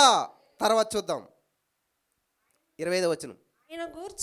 ఆయన గూర్చి దావీదు ఇట్లా నేను నేనెల్లప్పుడు నా ఎదుట ప్రభువును చూచుంటిని ఆయన నా కుడి పార్శ్వమున ఉన్నాడు గనుక నేను కదల్చబడను. కావున నా హృదయం ఉల్లసించెను, నా నాలుక ఆనందించెను, మరియు నా శరీరము కూడా నిరీక్షణ కలిగి నిలవబడగా ఉండెను. నీవు నా ఆత్మను పాతాళములో విడిచిపెట్టవు, నీ పరిశుద్ధతని కుళ్ళు పట్టు నీ పరిశుద్ధిని కుళ్ళు పట్టనీయవు. నా జీవ మార్గంలో తెలిసినవి నాకు జీవ మార్గంలో తెలిపితివి. నీ దర్శనం అనుగ్రహించి నన్ను ఉల్లాసముతో నింపెదవు. హల్లెలూయా. గమనించాలి ప్రియులారా, ఈ విషయాలన్నీ ఎవరు చెప్తున్నారు? పేతురు గారు చెప్తున్నారు. ఎలా చెప్తున్నాడు? పరిశుద్ధాత్మ దేవుడు. బ్రదర్, ఇక్కడ మరి నరకంలో జరిగినట్టు ఎలా తెలుస్తుంది అంటే పరిశుద్ధాత్మ దేవుడు. పరిశుద్ధాత్మ దేవుడు అంటే ఎవరు? యేసుక్రీస్తు ప్రభువారే. ఆదాముని దేవుడు ఎలా చేశాడంటండి? ఎలా చేశాడు? ఎవరు చెప్తున్నారు ఈ విషయం? అదే ఎవరు రాస్తున్నారు ఇది? ఆదికాండం ఎవరు రాశారమ్మా? అయ్యో, ఆదికాండం ఎవరు రాశారు? మోసే గారు రాశారు కదా. మోసే ముందు పుట్టాడా, ఆదాము ముందు పుట్టాడా? ఇప్పుడు ఆదాము గారు, ఇప్పుడు మా నాన్నగారు ఎలా పుట్టారని నేను రాస్తే ఎలా ఉంటుంది ఎవరికైనా? ఎంత కామెడీగా ఉంటుంది. కానీ ఇక్కడ మోసే గారు ఎంత గ్యాప్ ఉంది మోసే గారికి ఆదాం గారికి? ఆయన ఎంత క్లియర్గా రాస్తున్నాడు. ఎన్నో రోజులు పుట్టాడు, ఎలా పుట్టాడు, ఏం చేశాడు, అంతా ఎవరు రాస్తున్నారు? మోసే గారు. ఎక్కడ కూర్చొని రాస్తున్నాడు? 40 days ఫాస్టింగ్ ఉంటేనంట పరిశుద్ధాత్మ దేవుడు వచ్చంట, కూర్చో మోసే, సిస్టర్ అని చెప్తాను, నువ్వు రాసుకో, నువ్వు రాయ్ అంటే ఆ పరిశుద్ధాత్మ దేవుడు అంట ఒక స్క్రీన్ వేసి మొత్తం అంతా చూపిస్తున్నాడంట. అది చూసి ఏం చేస్తున్నాడు? చూసి కాపీ కొడతారు కదా ఎగ్జామ్స్లో. మన పక్క కొంచెం చూపించవా అడుగుతారు కదా ఈ టైంలో పిల్లలంతాను. అలాగా మోసే గారికి దేవుడు చూపిస్తుంటే పరిశుద్ధాత్మ దేవుడు అప్పుడు రాస్తున్నాడంట. 1వ రోజు ఇలాగా, 2వ రోజు ఇలాగా, తన పోలికన తన స్వరూపమందు. ఇదంతా ఎవరు రాశారు? ఎలా తెలిసింది మోసే గారికి? పరిశుద్ధాత్మ దేవుడు చెప్తుంటే అది విని మోసే గారు రాశాడు. హల్లెలూయా. మోసే గారు చూసి రాయలేదు, విని రాశాడు. దేవుడు చెప్తే తెలుసుకుని రాశాడు. ఆమేన్. సరే, చాలా విషయాలు ఉన్నాయి కాబట్టి నేను కొంచెం ముందుకు తొందరగా వెళ్తాను. ఇక్కడ మనం చూసినట్లయితే ప్రియులారా, పరిశుద్ధాత్మ దేవుడు దిగొచ్చాక పేతురు గారు ప్రసంగంలో ముఖ్యమైన పాయింట్ ఏంటంటే మరణించాక యేసుక్రీస్తు ప్రభువు ఎక్కడికి వెళ్ళాడు, మరణ వేదనలు గురించి వివరిస్తూ చాలా అద్భుతంగా రాస్తూ ఉన్నాడు అనమాట. పాతాళంలోకి దేవుడు ఏం చేశాడంటండి? పాతాళంలోకి పంపబడలేదు, విడవబడలేదంటండి. పాతాళానికి పంపించాడంట ఎవరు? తండ్రి. కానీ విడవబడలేదంట. హల్లెలూయా, హల్లెలూయా. ఇంతవరకు పాతాళంకి వెళ్ళినటువంటి వారు బయటకు వచ్చిన దాఖలాలు ఎక్కడ కూడా లేవు. కాబట్టి ఇక్కడ వేదన ఎక్కువ ఉంటుంది. వేదన ఎక్కడ ఉంటుంది అసలేని? పరలోకంలో వేదన ఉంటుందా? దుఃఖం ఉంటుందా? కన్నీరు ఉంటుందా? అంటే ఈ యొక్క మరణ వేదనలు అనేటువంటివి ఎక్కడుంటాయి? పాతాళంలో ఉంటాయి. హల్లెలూయా, హల్లెలూయా. ఇక్కడ మరణానికి మర్యాద లేదంట, పక్షపాతం లేదంట. వీళ్ళు చిన్న, వీళ్ళు పెద్ద, వీళ్ళు ఈ పరిస్థితులు ఆ పరిస్థితులు ఉన్నారు అనేటువంటి దానికి పక్షపాతం ఏమీ లేదు. ఎవరినైనా సరే అది తీసుకుని వెళ్తుంది అనమాట. అందుకని మన వాళ్ళు ఏమంటారంటే సచ్చినోళ్ళు అంతా కూడా ఏంటంట మంచోళ్ళు అంటారు. అంతే కదా. ఇంక బతుకున్నప్పుడు ఎంత తిట్టినా కానీ చచ్చిపోయినప్పుడు ఏమంటారు? ఒక ఆయన చనిపోయాడంట. చనిపోతే తల్లి, అదే భర్త, భార్య, కుమారుడు అలా ఏడుస్తుంటే వచ్చిన వాళ్ళు అయ్యో ఆయన ఎంత మంచోడు, నాకు ఇలా చేశాడు, నాకు అలా చేశాడు అని అందరూ చెప్తుంటే ఆవిడ అడుగుతుంది, ఒరే నాన్న గురించేనా వాళ్ళు అందరూ చెప్పేది? ఎవరి గురించి? ఎందుకంటే ఆయన ఏంటి వీడికి తెలుసు కదా. వాళ్ళందరూ వచ్చి చెప్తున్నారన్నమాట. చనిపోయినప్పుడు వచ్చి బాడీ అక్కడ ఉంటే ఈవిడ ఏడుస్తుంటే వాళ్ళందరూ వచ్చిన వాళ్ళు వచ్చి ఆ బాడీ దగ్గరకు వచ్చి అయ్యో ఎంత మంచి వ్యక్తో, ఈయన ఇంత ఇలా చేశాడు, అలా చేశాడు, ఇలా చేశాడు అంటుంటే ఈవిడికి అర్థం కాక అడుగుతుందంట కొడుకుని, రే వాళ్ళందరూ ఎవరి గురించి మాట్లాడుతున్నారు? మీ నాన్న గురించేనా? కాబట్టి పోయిన వాళ్ళంతా కూడా మంచోళ్ళు అంటారు. మనం కూడా అలాగే ఆ వ్యక్తి ఎన్ని చేసినా కానీ అసలు నాకు విచిత్రం అనిపిస్తుంది అన్నమాట. ఎవరు చనిపోయినా ఫేస్బుక్లో ఫోటో పైన ఉంటుంది, కిందే ఉంటుంది రిప్ రిప్. నాకు మొన్నడ ఊర్లో ఉన్నప్పుడు ఈ విషయం తెలియదు. రిప్ ఏంటి రిప్ అనుకునేవాడు అనమాట. రిప్ అంటే ఏంటి? ఇంతకనే RIP అని ఉంటుంది అన్నమాట. Rest in piece. ఎక్కడంటే చనిపోయిన తర్వాత వాళ్ళ ఆత్మకి ఏం కలగాలంట? యేసుప్రభువారి ఆత్మకే ఏముంది అక్కడ? ఘోరమైనటువంటి వేదనలు అనిపిస్తున్నాడు. వీళ్ళు ఏం చేసి చచ్చిపోయారో, ఎలా చచ్చిపోయారో తెలియదు కానీ ఇలా ఉంటారు, rest in peace, rest in peace కొడతానే ఉంటారు. నువ్వు ఎన్నిసార్లు కామెంట్ పెట్టినా కానీ రెస్ట్ ఇన్ పీస్ అవుతుందా? ఇంపాసిబుల్. ఎవరైతే యేసుక్రీస్తు ప్రభువును సొంత రక్షణగా అంగీకరించి ఆయనే మన విమోచకుడు అని చెప్పి నమ్మి బాప్తిసం పొందిన వాళ్ళు మాత్రమే రక్షించబడతారు, వాళ్ళు మాత్రమే దేవుని దగ్గరికి వెళ్తారు. అంతేగాని చనిపోయిన వాళ్ళ కింద నువ్వు రెస్ట్ ఇన్ పీస్ అని చెప్పేసి కామెంట్లు పెట్టి ఫోటోలు వేసి ఫ్లెక్సీలు వేసి రాయించి పెట్టినంత రాని ప్రతి వాళ్ళు, మా అమ్మగారు కూడా బోల్డ్ రిప్పులు పంపించారు చాలామంది. కాబట్టి మనం 10 మంది కలిసి 1000 మంది కలిసి రెస్ట్ ఇన్ పీస్ ఆయన ఆత్మకు. మాకు స్కూల్లో ఉండేదంటే ఎవరైనా చచ్చిపోతే 1 minute మౌనం అనేవారు అన్నమాట. ఎందుకనంట? వాళ్ళ ఆత్మకు శాంతి కలగాలని ఇక్కడ మౌనం వహించేవారు. విచిత్రంగా ఇవన్నీ కూడా విచిత్రమైన విషయాలు. ఏది కూడా వాస్తవం కాదు, ఏది కూడా జరిగేటువంటిది కాదు. చనిపోయిన తర్వాత భూలోకంలో ఉన్నట్టు నువ్వు మౌనం వహించేస్తే వాళ్ళకి ఆత్మశాంతి కలిగిపోతే ఇంకేసుపురం రావటం ఎందుకు, త్యాగం చేయటం ఎందుకు అసలేని? హల్లెలూయా, హల్లెలూయా. పాతాళంలో ఎలా ఉంటుంది చూద్దాం. అది కూడా లూకాసు వార్త 16వ అధ్యాయం. లూకాసు వార్త 16వ అధ్యాయం మనం చూసినట్లయితే 22-23 వచనాలు మనం చదివినట్లయితే అక్కడ దేవుని వాక్యం సెలవిస్తుంది ఏంటంటే, ఆ దరిద్రుడు చనిపోయి దేవదూతల చేత అబ్రహాము రొమ్మును ఆనుకొనుటకు కొనుపోబడెను. ధనవంతుడు కూడా చనిపోయి పాతిపెట్టబడెను.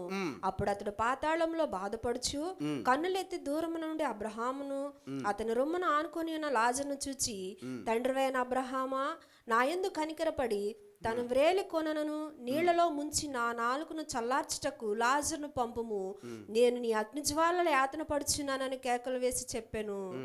అందుకు అబ్రహాము, కుమారుడా, నీవు నీ జీవిత కాలమందు నీకు ఇష్టమైనట్టు సుఖము అనుభవించితివి, అలాగనే లాజరు కష్టమును అనుభవించనని జ్ఞాపకం చేసుకొనుము. ఇప్పుడైతే వాడు ఇక్కడ నెమ్మది పొందుచున్నాడు, నువ్వు యాతన పడుచున్నావు. అంతేకాక ఇక్కడ నుండి నీ యొద్దకు దాటగోరు వారు దాటి పోజాలకుండునట్లు, అక్కడ వారు మా యొద్దకు దాటి రాజాలకుండునట్లు మాకును మీకును మధ్య మహా అగాధం ఉంచబడి ఉన్నదని చెప్పాను. అర్థమైందా పాతాళం ఎలా ఉంటుందో? పాతాళంలో కేకలు వేసేంత బాధ ఉంటుంది. హల్లెలూయా. యేసయ్య కేకలు వేస్తూ ఉన్నాడు. పాతాళంలో కేకలు వేసేంత బాధ ఉంటుంది, వేదన ఉంటుంది, దాహం ఉంటుంది. ఈ ధనవంతుడు లాజరు స్టోరీలోనంట ఆ లాజర్ గారంట ఒక చిటికిన వేలు ఆ గ్లాస్ వాటర్లో ముంచితే ఎంత నీరు వస్తుందండి అసలేని? చిన్న చుక్క అది వేసినా చాలు నాకు దాహం తీరుతానేటువంటి ఆశ ఉన్నాడంట. చూడండి, సీన్ రివర్స్ అయింది. చెప్పండి అందరు కూడా. ఏమైందంట? ఈ రోజున మనం చూస్తూ ఉంటుంటాం పెద్ద పెద్ద సెలబ్రిటీస్లు అని చెప్పి చాలా ఉన్నతమైన హోదాలో తిరుగుతుంటుంటారు, చాలా అద్భుతమైన జీవితం జీవిస్తూ ఉంటుంటారు, మీకేమో లేనటువంటి పరిస్థితిలో ఉంటుంటారు. ఇక్కడ ధనవంతుడు లాజరు స్టోరీలో చూడండి, ధనవంతుడు ఏం నీటి తాగడంటారా? Mineral water. మరి అప్పుడు బిస్లరీ వాటర్ ఉందో లేదో నాకు తెలియదు, కానీ చక్కటి సమృద్ధి అయినటువంటి జీవితం జీవించాడు. కానీ లాజరు చూసినట్లయితే తినడానికి తిండి లేదు, కట్టుకోవడానికి బట్ట లేదు, ఉండడానికి ఇల్లు లేదు, మాట్లాడతాక బంధువులు ఎవరు లేరు అసలేని. చాలా నీచాతి నీచమైన జీవితం జీవించాడు. ఈరోజు నేను ఒక ఎగ్జాంపుల్ చెప్పాను చక్కగా. ఏంటంటే ఒక మిషనరీ పాస్టర్ గారు ఏం చేస్తారంటే కొంతమంది అనాథ పిల్లలను పోషిస్తూ ఉంటుంటాడు, అనాథాశ్రమం నడిపిస్తూ ఉంటుంటాడు. మరి ఎవరైతే యేసుప్రభువుని నమ్ముకున్నారో కొంచెం డబ్బులు ఉన్న వాళ్ళ దగ్గరికి వెళ్ళి కొంచెం హెల్ప్ అడుగుతూ ఉంటాడు అనమాట, ఈ పిల్లలకు భోజనాలు పెట్టాలని చెప్పి. అనుకోకుండా ఒక మరి బిడ్డలు కొంతమంది యాడ్ అవుతారనమాట, వాళ్ళ తల్లిదండ్రులు చనిపోవడం వల్ల. బర్డెన్ ఎక్కువ ఏం చేస్తాడంటే ఎప్పుడు వెళ్ళేటువంటి ధనవంతుని దగ్గరికి వెళ్ళి అయ్యా ఇలాగా నాకు సహాయం కావాలని అడిగితే ఆ పాస్టర్ గారు వస్తున్నారని చెప్పి ముందుగానే ఏం చేశాడంటే కొంత డబ్బు తీసి పక్కన పెట్టి అంతా పెట్టి పాస్టర్ గారిని రమ్మని చెప్పి రమ్మంటాడు. వచ్చిన వెంటనే డబ్బులు ఇస్తాడనమాట. వచ్చేసేసి డబ్బులు ఇస్తాడు. ఇచ్చిన తర్వాత పాస్టర్ గారు మీకు మాట చెప్పాలనుకుంటున్నాను. ఏంటంటే చెప్పండి అయ్యా, మీరు చనిపోయిన తర్వాత మీ సమాధి కూడా నేనే కట్టించాలనుకుంటున్నాను అంటే. ఓ థ్యాంక్ యూ జీసస్, మంచి పని అయ్యా, చాలా వందనాలు అన్నారు. ఇంకో పని చేయాలనుకుంటున్నాను, ఏంటి తెలుసా? మీ సమాధి మీద ఏం రాయించాలనుకుంటున్నాను తెలుసా? చెప్పండి అయ్యా, మీరు చెప్తేనే కదా నాకు తెలిసింది, నాకేం తెలుస్తుంది మీరు ఏం రాయించాలనుకుంటున్నారంటే. అప్పుడు ఈ మాట చెప్పాడంట ఆయన. ఏమని ఇక్కడ? ఆ దరిద్రుడును చనిపోయాను. ఏమున్నది ఇక్కడ? ఆ దరిద్రుడు కూడా చనిపోయాడు, ఈ మాట రాయించాలనుకుంటున్నాను అన్నాడంట. మనకి ఎలా కనిపిస్తుంది అంటే ప్రతిరోజు అడుక్కుంటున్నాడు కదా ఈయన, అందరిని అడుక్కుంటున్నాడు కాబట్టి నువ్వు దరిద్రుడివే, కాబట్టి ఆ దరిద్రుడు చనిపోయాడు, నువ్వు చనిపోయాక ఇదే నీకు సమాధి కట్టించి ఇది లెటర్ రాయించాలనుకుంటున్నానంటే పాస్టర్ గారు అనడం వెంటనే అయ్యయ్యా చాలా మంచి మాట, కానీ దాని కింద కూడా ఇంకొకటి రాయించండి, తరువాత దేవదూతలు వచ్చి అతను కొనిపోయారు. హల్లెలూయా, ఇది కూడా రాయించండి అయ్యా. ఏం చేశాడంటే ఎవరు కొనుక్కుపోయారు? వచ్చి దరిద్రుడు చనిపోయాడు, అక్కడ వదిలేడా? దేవదూతలు వచ్చి అతన్ని తీసుకొని పోయారంట. హల్లెలూయా, దాని కింద ఈ మాట కూడా రాయించండి అంటే ఇంకా ఆయన ముఖం మాడిపోయిందంట. నేను ఏంటంటే ఆయన్ని తక్కువ అంచనా వేయాలి, చిన్న చూపు చూడాలి, బాధ పెట్టాలి అని చెప్తే నువ్వు ఏది విత్తుతావో అదే కోసుకుంటావు. అవమానించాలనుకున్నాడు కానీ అవమానాన్ని పొందుకున్నాడు. సరే, ఇక్కడ మనం చూసినట్లయితే ప్రియులారా, ధనవంతుడు భూమి మీద చాలా చక్కటి జీవితం, ధనవంతుడు భూమి మీద ఎవరికి మేలు చేయలేదు, తన ఇష్టానుసారంగా జీవించాడు. కానీ ఏమైనా శిక్ష వచ్చిందా? ఏమైనా శ్రమ వచ్చిందా? ఏమైనా బాధ వచ్చిందా? మీలో చాలామందికి ఇదే బాధ. అసలు ఏంటి బ్రదరాలు, అంత అన్యాయంగా సంపాదిస్తున్నారే, అంత మోసం చేస్తున్నారే, అంత మరి దోషం చేస్తున్నారే, అయినా సరే వాళ్ళు అభివృద్ధి చెందుతున్నారే, దేవుడు వాళ్ళు చూడలేదంటే. ఇక్కడ ఈ వ్యక్తులకి ఎవరికన్నా బ్రతుకుండగా శిక్ష వచ్చిందా? గమనించాలి. బ్రతుకుండగా ఎవరైనా వీళ్ళకి సమస్య వచ్చిందా? ధనవంతుడికి ఏమైనా లోటు వచ్చిందా? మరి ఎక్కడొచ్చింది శిక్ష? చనిపోయిన తర్వాత.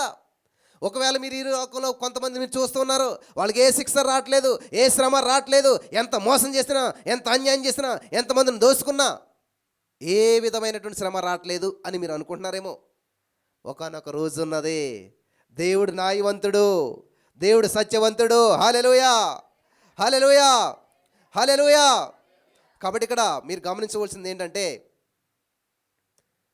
ఇక్కడ రివర్స్ అయిపోయింది సీను. భూలోక రాజ్యంలో ధనవంతుడు ఎంత సుఖాన్ని అయితే అనుభవించాడో, పరలోక రాజ్యం వెళ్ళాక లాజరు అంత సుఖాన్ని, ధనవంతుడు అంత కష్టాన్ని అనుభవిస్తూ ఉన్నాడు. ఇప్పుడు యేసుక్రీస్తు వారు ఎక్కడికి వెళ్ళారంటండి? పాతాళానికి వెళ్ళారు. పాతాళానికి వెళ్తే అక్కడ ఎవరున్నారు? అబ్రహాం ఉన్నాడా? ఇస్సాకు ఉన్నాడా? యాకోబు ఉన్నాడా? యేసుక్రీస్తు వారు కొండ దగ్గర ప్రార్థన చేసుకోగలిగితే మోసే కనపడ్డాడు, ఏలియా కనపడ్డాడు, వీళ్ళందరూ కనపడ్డారు. ఇప్పుడు ఎవరు లేరంటే ఏమన్నాడు దేవుడు అక్కడికి వెళ్ళక? అంధకారమే నా బంధువర్గమాయను. 8వ కీర్తన మీరు చదువుకోండి, అక్కడ ఉంటుంది మాట. అంధకారమే నా బంధువర్గమాయను, ఎవరు నాకు స్నేహితులు లేరు. నా 12 మంది మిత్రులు ఉండేవారు, వాళ్ళందరిని దూరం చేశావు, వాళ్ళందరికీ నన్ను దూరంగా చేశావు. అంధకారమే నా బంధువర్గం అయిపోయింది. పరదేశులు అయితే అబ్రహాం గారు వీళ్ళు వాళ్ళందరూ ఉంటారు. ఇది పాతాళం. మనకు తెలిసిన వాళ్ళు ఎవరు లేరు అక్కడ, అంతా కూడా ప్రేతాత్మలు ఉన్నాయంటండి. 3 సాక్ష్యాలు అయిపోయి. 4వదిగా మనం చూసినట్లయితే యెషయా గ్రంథం 53 అధ్యాయం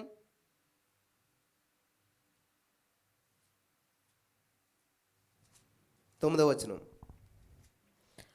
అతడు మరణమైనప్పుడు భక్తిహీనులతో అతనికి సమాధి నియమింపబడెను. అతడు మరణమైనప్పుడు భక్తిహీనులతో అతనికి సమాధి నియమింపబడెను. చూడండి, ఎవరితో అంటే భక్తిహీనులతో అతనికి 53వ కీర్తన ఎవరి గురించి ఉంటుంది? యేసుప్రభు గురించి. ఇప్పుడు ఎక్కడున్నాడు దేవుడు? దొంగల మధ్య సిలువ వేయబడ్డాడు, ఓకే, ఇది భూలోక రాజ్యం. మరణించిన తర్వాత ఎక్కడికి వెళ్ళాడంట ఆయన? భక్తిహీనులు. అందరూ అనుకుంటారు, ఓ భూలోక రాజ్యంలో ఉండగా చాలా చెప్పావు కదా, మేము భక్తిహీనులు అన్నావు కదా, మరి నువ్వు ఎక్కడికి వచ్చావు? ఎంతమంది ఎన్ని మాట్లాడుతున్నారు అక్కడ, ఎన్ని నిందిస్తున్నారు కదా. చూడండి, ధనవంతుని యొద్ద అతడు ఉంచబడెను. ధనవంతుని యొద్ద అతడు ఉంచబడెను. నిశ్చయముగా అతడు అన్యాయం ఏమీ చేయలేదు. నిశ్చయముగా అతడు అన్యాయం ఏమీ చేయలేదు. అతని నోట ఏ కపటమును లేదు. గమనించాలి, ఇక్కడ ఎక్కడ ఉన్నాడంటే ధనవంతుని యొద్ద. మంచి మాట చెడ్డ మాట ఇది? ఎక్కడున్నాడంట? పై వచనం ఏముంది?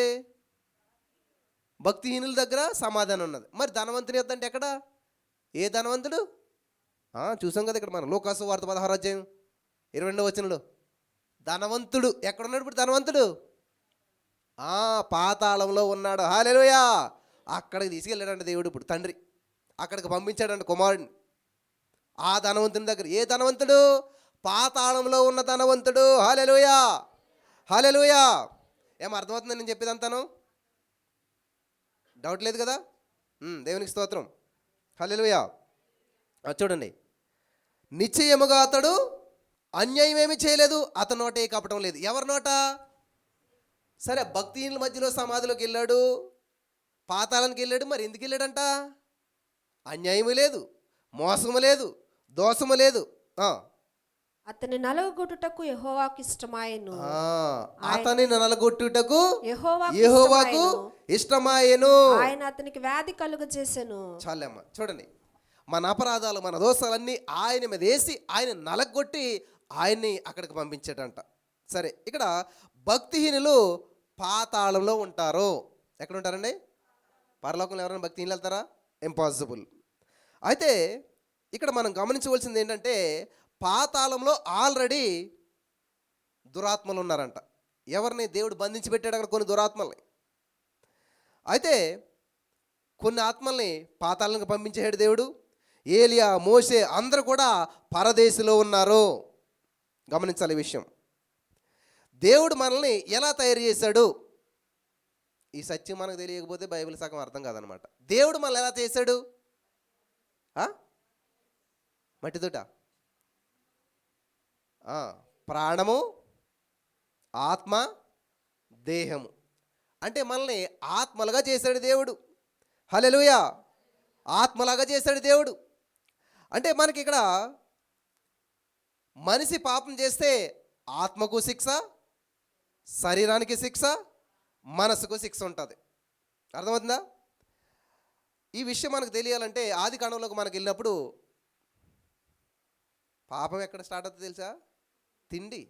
తిండి కంట్రోల్ చేస్తే, తెలుగులో ఒక సామెత ఉంటుంది, obesity is the origin of diseases అంట.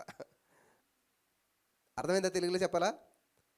స్థూలకాయము అంటే లావ్ అవ్వటం అనేటువంటిదంట సమస్త జబ్బులకు ఆరిజిన్, అంటే కేంద్రం. గమనించుకోవాలన్నమాట. మనం బట్టలు టైట్ అయిపోతుంటే నేను ఇంక పక్కన పడేసి కొత్త బట్టలు కుట్టించుకోవడం కాదు, ఆ బట్టలకు అనుకూలంగా మనల్ని కట్ చేసుకోవాలన్నమాట, కరిగించుకోవాలన్నమాట కదా. మనం అది చెయ్యం, బట్టల సైజు పెంచుకుంటాం కానీ బాడీ సైజు మాత్రం తగ్గించుకోం. చాలామందికి బాధ కలుగుతుంది. ఏ బాధ కలిగినా నాకు అనవసరం, నేను ఉన్నదన్నట్టు చెప్పవలసింది చెప్తాను అన్నమాట. హల్లెలూయా, హల్లెలూయా. అయితే ఇక్కడ మనం గమనించవలసింది ఏంటంటే ప్రియులరా, అవ్వమ్మ గారు పండు తిన్నారు, ఆదమ్మ గారికి ఇచ్చారు. ఇదంతా జరిగిన తర్వాత యేసుక్రీస్తు ప్రభువు వచ్చాడు, అంటే దేవుడు వచ్చాడు. అక్కడ యేసు ప్రభువు ఎక్కడ ఉన్నాడని అడిగారు ఎవరని. ఆది కాండం 1వ అధ్యాయం 1వ వచనం నుంచి ప్రకటన గ్రంథం చివరి అధ్యాయం చివరి వచనం వరకు అంతా యేసు ప్రభువు గురించే ఉన్నది. ఇది గమనించాలి. తండ్రి ఈజ్వల్ టు కుమారుడు ఈజ్వల్ టు పరిశుద్ధాత్మ దేవుడు. అర్థమైందా? అంతేగాని ఇలా చూడకండి. ఇది ఎన్ని ఇప్పుడు ఒకటే, ఇట్లా చూడాలి మనం, అంతే. ఇలా చూడకూడదు ముగ్గురు దేవుళ్ళు అన్నట్టు. ఇలా చూస్తే ఒకటి, ఏకమై ఉన్నారు, ఒకటే ఉన్నాడు. ఆమేన్. అయితే అవ్వమ్మ గారు పండు తిన్నారు, పాపం చేశారు. పండు తినక ముందే దేవుడు వచ్చినప్పుడు వీళ్ళు ఏం చేసేవారు? ఒకటే టేబుల్ కదా, చక్కగా పక్క పక్కన కూర్చుని ముచ్చట్లు పెట్టుకునేవారు. ఎవరు? ఆదామవ్వ, యేసుప్రభువారు, దేవుడు. మరి సడన్గా దేవుడు వద్దులకంట ఈ ఆదాము గారు దాక్కున్నాడంట. ఎందుకు దాక్కోవాల్సి వచ్చింది? ఏం చేశాడంట ఆయన? ఆజ్ఞ అతిక్రమించాడు. ఆజ్ఞ అతిక్రమమే మహాపాపం. ఎప్పుడైతే పాపం చేస్తాడో పాపం సెపరేట్ చేస్తుంది. చెప్పండి అందరు కూడా, ఏం చేస్తుంది? చూడండి, మీ ఇంట్లో ఏదైనా వస్తువు పగలగొట్టారనుకోండి, పిల్లలు ఏం చేస్తారు? ధైర్యంగా వచ్చి నుంచి ఉంటారా? వెతుక్కోవాలి ఎక్కడున్నారని. ఏ అంటే అది కదా, పగలగొట్టేశారు కదా, ఇంకా ధైర్యం సరిపోదు. ఎందుకంటే తప్పు చేశారు వాళ్ళు. నిన్న మెసేజ్ చెప్తున్నాను నేను, మనం అభివృద్ధి చెందాలి అన్న దేవుని యొక్క ఉద్దేశం అని చెప్తున్నాను. చెప్తూ మనం అభివృద్ధి చెందితే తండ్రి సంతోషిస్తాడు, మీరు బహుగా ఫలించడం వల్ల మీ తండ్రి మహింపరచబడతారని చెప్తూ, నా కూతురు సెల్వి ఉన్నది కదా, ఇది పెద్ద స్కూల్లో రన్నింగ్లో ఫస్ట్ వచ్చిందనమాట. ఫస్ట్ ప్రైజ్ వచ్చింది. ఆ యొక్క ప్రైజు అందరిలో పిలిచి ఇచ్చారు. వీడియో కూడా పెట్టి మీరు చూసే ఉంటారు. ఇలా చెప్తుంటే పరిగెట్టుకెళ్ళి ఆ ప్రైజ్ ఎక్కడ తీసుకు, నాన్న చూపించు ఏంటంట, చూపించినా అందరికీనే. ఇప్పుడు ఎక్కడున్నా కూడా చూపించేది తేలేదు కాబట్టి, అంటే నేను సాధించాను చూపించు అందరికీనే అంట ఉన్నది కదా. అదే తప్పు చేసింది అనుకోండి, ఏం చేస్తారు? అస్సలు మాట్లాడరు, ఎక్కడో మూలం దాక్కుంటారు అన్నమాట. ఎందుకనంటే అచ్చి బాబోయ్, నాకు తెలుసు కదా, తిట్లు వస్తాయి, చీవాట్లు, ఎప్రిషియేషన్ ఉండదు కదా. సో పిల్లల మనస్తుంది, మనది కూడా అంతే. ఆదాము గారు అంట రోజు దేవుడికి ఇలా కూర్చునేవారు అన్నమాట, ఎప్పుడు వస్తాడో అని చెప్పి. తర్వాత దేవుడు వచ్చినా కూడా వీళ్ళు కనిపించట్లేదు. ఏమైపోరు? దేవుడికి తెలీదా? మరుగు చోటు ఏమైనా ఉన్నదా? ఆకాశంకి ఎక్కినా అక్కడ ఉన్నాడు, సముద్రంలో దాగినా అలాగా. చూస్తే ఆదాము లేడు, ఏమైపోయాడు? ఆదామా ఎక్కడా అంటే దాక్కున్నాడు అంటే వెళ్ళిపోయి. ఎందుకని? పాపం సెపరేట్ చేస్తుంది. ఓకే, ఎలాగైతే దేవుడు పిలిచాడు, వచ్చాడు. వచ్చిన తర్వాత ఏందయ్యా అని అడుగుతున్నాడు. ఎవరిని? పండు తిన్నది ఎవరు? ఫస్ట్ తిన్నది అవ్వమ్మ. మరి అవ్వమ్మ తింటే ఆదాముని ఎందుకు అడుగుతున్నాడు? ఏంటంట? అవ్వ తినిపించిందా? మీ ఆయనకి మీరు తినిపిందారా? లేవా రోజులన్నీ ఇప్పుడు పోయాయి కదా. ఇది అంత ఒక సబ్జెక్ట్ నేను చెప్పాను. ఆదాము తినిపించైతే తినేలేదు, కానీ ఆయన తినాలనే తిన్నాడు, తెలిసి తిన్నాడు. ఇది అంతా వేరే స్టోరీ. అయితే మీ ఇంటికి 10 మంది ఉన్నారు. ఎవరైనా పెళ్లి కార్డు వచ్చి ఎవరికి ఇస్తారు? Head of the department, head of the family ఎవరైతే ఉన్నారో వాళ్ళకి ఇచ్చి చెప్పేసి వెళ్ళిపోతారు. కానీ 10 మంది పెళ్ళికి వెళ్తారు కదా. అంటే రెస్పాన్సిబుల్ పర్సన్ ఎవరైతే ఉన్నారో, ఫర్ ఎగ్జాంపుల్ ఆ 10 మందిలో చిన్నోడు పక్కింటి తోటలోకి వెళ్ళి, మామిడి తోటలోకి వెళ్ళి మామిడికాయ కోసుకొచ్చేసాడు. అప్పుడు ఆయన వచ్చి ఎవరు కంప్లైంట్ ఇస్తాడు? హలో పెద్ద నిల్లరా, ఇదిగో నీ మానవుడు ఏం చేశాడు తెలుసా? చేసింది ఎవరు? కానీ చెప్పేది ఎవరికి? అలాగా ఇప్పుడు ఇక్కడ హెడ్ ఎవరంట? అధికారి ఎవరంట? ఆదాము. ఆదాంతో దేవుడు చెప్తున్నాడు, అధికారం నీకు ఇచ్చాను నేను, ఎందుకు చేజారు చేసుకున్నావు, ఎందుకు ఇలా జరిగిందంటే వెంటనే ఉన్నాడైనా, నువ్వు చేసిందా అంతాను. హ్యాపీ లైఫ్ నాది, అనవసరంగా నిద్రబెట్టి పడుకోబెట్టి సుఖంగా ఉన్న జీవితాన్ని కాస్త ఓ బోన్ లాగి విరిచి ఆపరేషన్ చేసి చేసుకొచ్చి నువ్వే చేసావు ఇది అంతాను, ఆవిడ వల్ల ఇది అంతాను అని చెప్పేసేసి చెప్పాడు అనమాట. ఏంటి అవ్వమ్మా అంటే ఆవిడేమంటుంది? ఏం కాదు ఇది అంతాను, ఇదిగో ఎక్కడి నుంచి గంటేసావు? అక్కడి నుంచి పరలోక రాజ్యంలోంచి ఇక్కడ గంటేసావు. ఎవరిని? సైతాన్ గాడిని.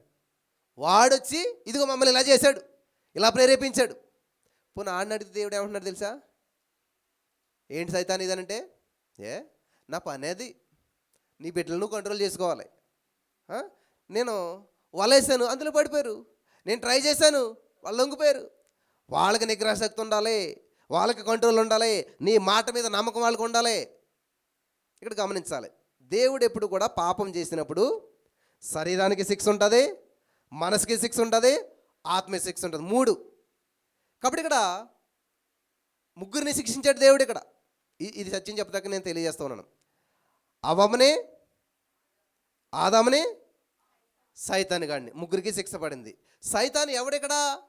ఆత్మ, ప్రేతాత్మ, దురాత్మ, ఈవిల్ స్పిరిట్ అంటారు కదా. సో అయిపోయింది. ఇక్కడ దేవుడు ఎందుకు పాతాళానికి వెళ్ళవలసి వచ్చింది? ఈ 4 విషయాలు నేను చెప్పాను. మనకి ఇంకా మెసేజ్లోకి వెళ్ళలేదు, కంగారు పడకండి. దేవుడు ఎందుకు పాతాళానికి వెళ్ళవలసి వచ్చింది? ఒక మనిషి పాపం పోవాలంటే ఏం చేయాలంట? రక్తం చిందించాలి. అయిపోయింది కదా. మరి పాతాళానికి ఎందుకు వెళ్ళాడైనా అంటే అన్ని రకాల శిక్షలను ఆయన అనుభవించాలి. మానసిక శిక్షను ఎక్కడ అనుభవించాడు ఆయన? ఎక్కడ? భూమి మీద గెస్సెమనే తోటలో ప్రార్థన చేస్తూ ఉన్నాడు. గమనించాలి జాగ్రత్తగాను. ఆయన మనసు ఎంత వేదన చెందింది, ఎంత క్షోభకు గురైంది. తర్వాత సిలువేసినప్పుడు శరీరానికి. ఇంకా మరి ఇప్పుడు ఆత్మశిక్ష ఎక్కడ అనిపిస్తుంది? పాతాళంలో. హల్లెలూయా. అందుకని పాతాళానికి వెళ్ళాడు. తండ్రి నా ఆత్మ నీకు అప్పగిస్తానంటే ఆ దేవుడు ఏం చేశాడు? ఆ ఆత్మను అట్టుకెళ్ళి పాతాళానికి పంపబడ్డాడు. హల్లెలూయా. విడవబడలేదు. ఆమేన్, ఆమేన్, హల్లెలూయా. కాబట్టి ఈ రోజున ఎప్పుడైతే యేసుక్రీస్తు ప్రభువు పాతాళానికి వెళ్ళాడో సాతాను గడు పండగ చేసుకోవడం మొదలుపెట్టాడంట. ఎందుకనంటే మేమున్న చోటికి నువ్వు వచ్చేసావు, ఇంకా నా అధికారం నువ్వు ఏదో లాగేసుకుంటావు అనుకున్నాను. అయిపోయింది, చాప్టర్ క్లోజ్. ఎందుకంటే ఈ పాతాళానికి వచ్చినోడు ఎవడో కూడా ఆయన ఒక ప్రార్థన చేశాడు. యోనా గారు ఏమని? పాతాళ గడియలు బిగించబడి ఉన్నాయి, ఇంకా దీన్ని ఓపెన్ చేసేవాడు లేడు, బయటకు వచ్చేది లేదు అని ఆయన చెప్తున్నాడు కదా. అలాగే ఇక్కడ సైతాన్ గడు కూడా సంబరం చేసుకుంటాడంట. అయిపోయాడు, ఇంకా ఈయన ఇక్కడికి వచ్చేసాడు, ఇది క్లోజ్, ఇక్కడ నుంచి బయటకు వెళ్ళిన వారు ఎవరు లేరు, వెళ్ళే అవకాశం లేదు అని చెప్పి సాతాన్ గడు పండగ చేసుకుంటూ ఉన్నాడంట. దేవునికి మహిమ కలుగును గాక. ఆమేన్. వాడికి పండగ పర్మనెంట్ కాదు, టెంపరీ జాబ్ అనమాట. అది అదే టెంపరీ అని తెలుసు కదా, ఎప్పుడు పీకేస్తారో వాళ్ళకే తెలియదు, అలా అనమాట. అయితే ఇక్కడ మీరు గమనించినట్లయితే నా ప్రియమైనటువంటి సహోదర స్నేహితులారా, పాతాళం వచ్చినటువంటి యేసుక్రీస్తు ప్రభువారు అక్కడ కూడా ప్రార్థన చేస్తూ ఉన్నాడు. సిలువ ఓటమికి చూచిన అని చెప్పి కెనెత్ హేగన్ గారు చెప్తూ ఉంటుంటారు అనమాట. సిలువ ఓటమికి చూచిన.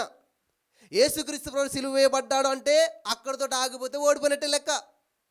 యేసుక్రీస్తు ప్రభువు పునరుత్థానం లేకపోయినట్లయితే, సిలువతోటే మనం శుభ శుక్రవారంతో ఆగిపోయినట్లయితే ఇది శుభ శుక్రవారం అయ్యేటువంటిది కాదు. ఇది ఎప్పుడు శుభ శుక్రవారంగా మార్చబడిందంటే ఆదివారం ఈస్టర్ ఉంది కాబట్టి ఇది శుభ శుక్రవారం అయ్యింది. హల్లెలూయా. సిలువ ఓటమికి సాదృశ్యం. ఆమేన్. వింటున్నారా? కాబట్టి సిలువ తర్వాత యేసుక్రీస్తు ప్రభువు నరకానికి వెళ్ళి మరణ వేదనల గుండా ఆయన వెళ్ళాడు. లూకా సువార్త 23:42 మనం చదువుకున్నటువంటి మాట ప్రకారం మరొకసారి గుర్తు చేసుకున్నట్లయితే అక్కడ ఏమనుందంటండి? లూకా సువార్త 23:42 మనం చదివినట్లయితే ఆయనను చూచి యేసు నీవు నీ రాజ్యంలోనికి వచ్చినప్పుడు జ్ఞాపకం చేసుకోనమని, నన్ను జ్ఞాపకం చేసుకోనమని. అందుకు ఆయన వానితో నీవు నాతో కూడా పరదేశంలో ఉందువని నిశ్చయముగా నీతో చెప్పుచున్నాను నేను. ఆమేన్. ఆగండమ్మా. ఏంటి బ్రదర్ ఇది? నీవు నాతో కూడా ఎప్పుడు అమ్మా? ఎప్పుడు? నేడు చెప్పాలి. నేడు అంటే ఎప్పుడు? ఎప్పుడు అమ్మ? ఇది చాలా క్లారిటీగా లేకపోతే మీరు మళ్ళీ చాలా ఇబ్బందులు పడతారు. జాగ్రత్తగా అర్థం చేసుకోవాలి. యేసు ప్రభువు వారు దొంగ మారు మనసు పొందాడు, ముందు తిట్టాడు, తర్వాత మారు మనసు పొందాడు, యేసు ప్రభువు స్వీకరించాడు. సరే నేను నీకు మాటిస్తున్నాను, నువ్వు నాతో కూడా పరలోకంలో ఉంటావు ఎప్పుడంటే ఈరోజే అన్నాడు. మరి యేసు ప్రభువు మరణించిన తర్వాత ఎక్కడికి వెళ్ళాడు? ఎక్కడికి వెళ్ళాడు? మరి దొంగ ఎక్కడికి వెళ్ళాడు? పాతాళానికి వెళ్ళాడా? వెళ్ళలేదా? అయ్యో వెళ్ళలేదంటే వెళ్ళాడు అంటారు, వెళ్ళాడంటే వెళ్ళలేదంటారు. ఏదో ఒకటి నిలబడండి. మీరు ఆడోలేనా? ఆడోలా అంటే మగోళ్ళని ఎత్తారేమో కదా, అలాగ ఉన్నది మరి ఇప్పుడు. దొంగ ఎక్కడికి వెళ్ళాడు? దేవుడు ఎక్కడికి వెళ్ళాడు? అదేంటి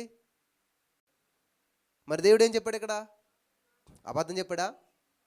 నేడు నీవు ఎవరితో కూడా? నాతో కూడా వస్తామని చెప్పాడు. మరి తీసుకెళ్ళాడా లేదా? తీసుకెళ్ళాడా?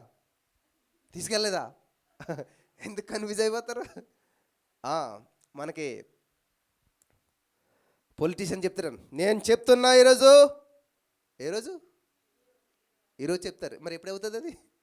అంటే ఈరోజు నేను మాట ఇస్తున్నాను ఖచ్చితంగాను అని చెప్తారు కదా.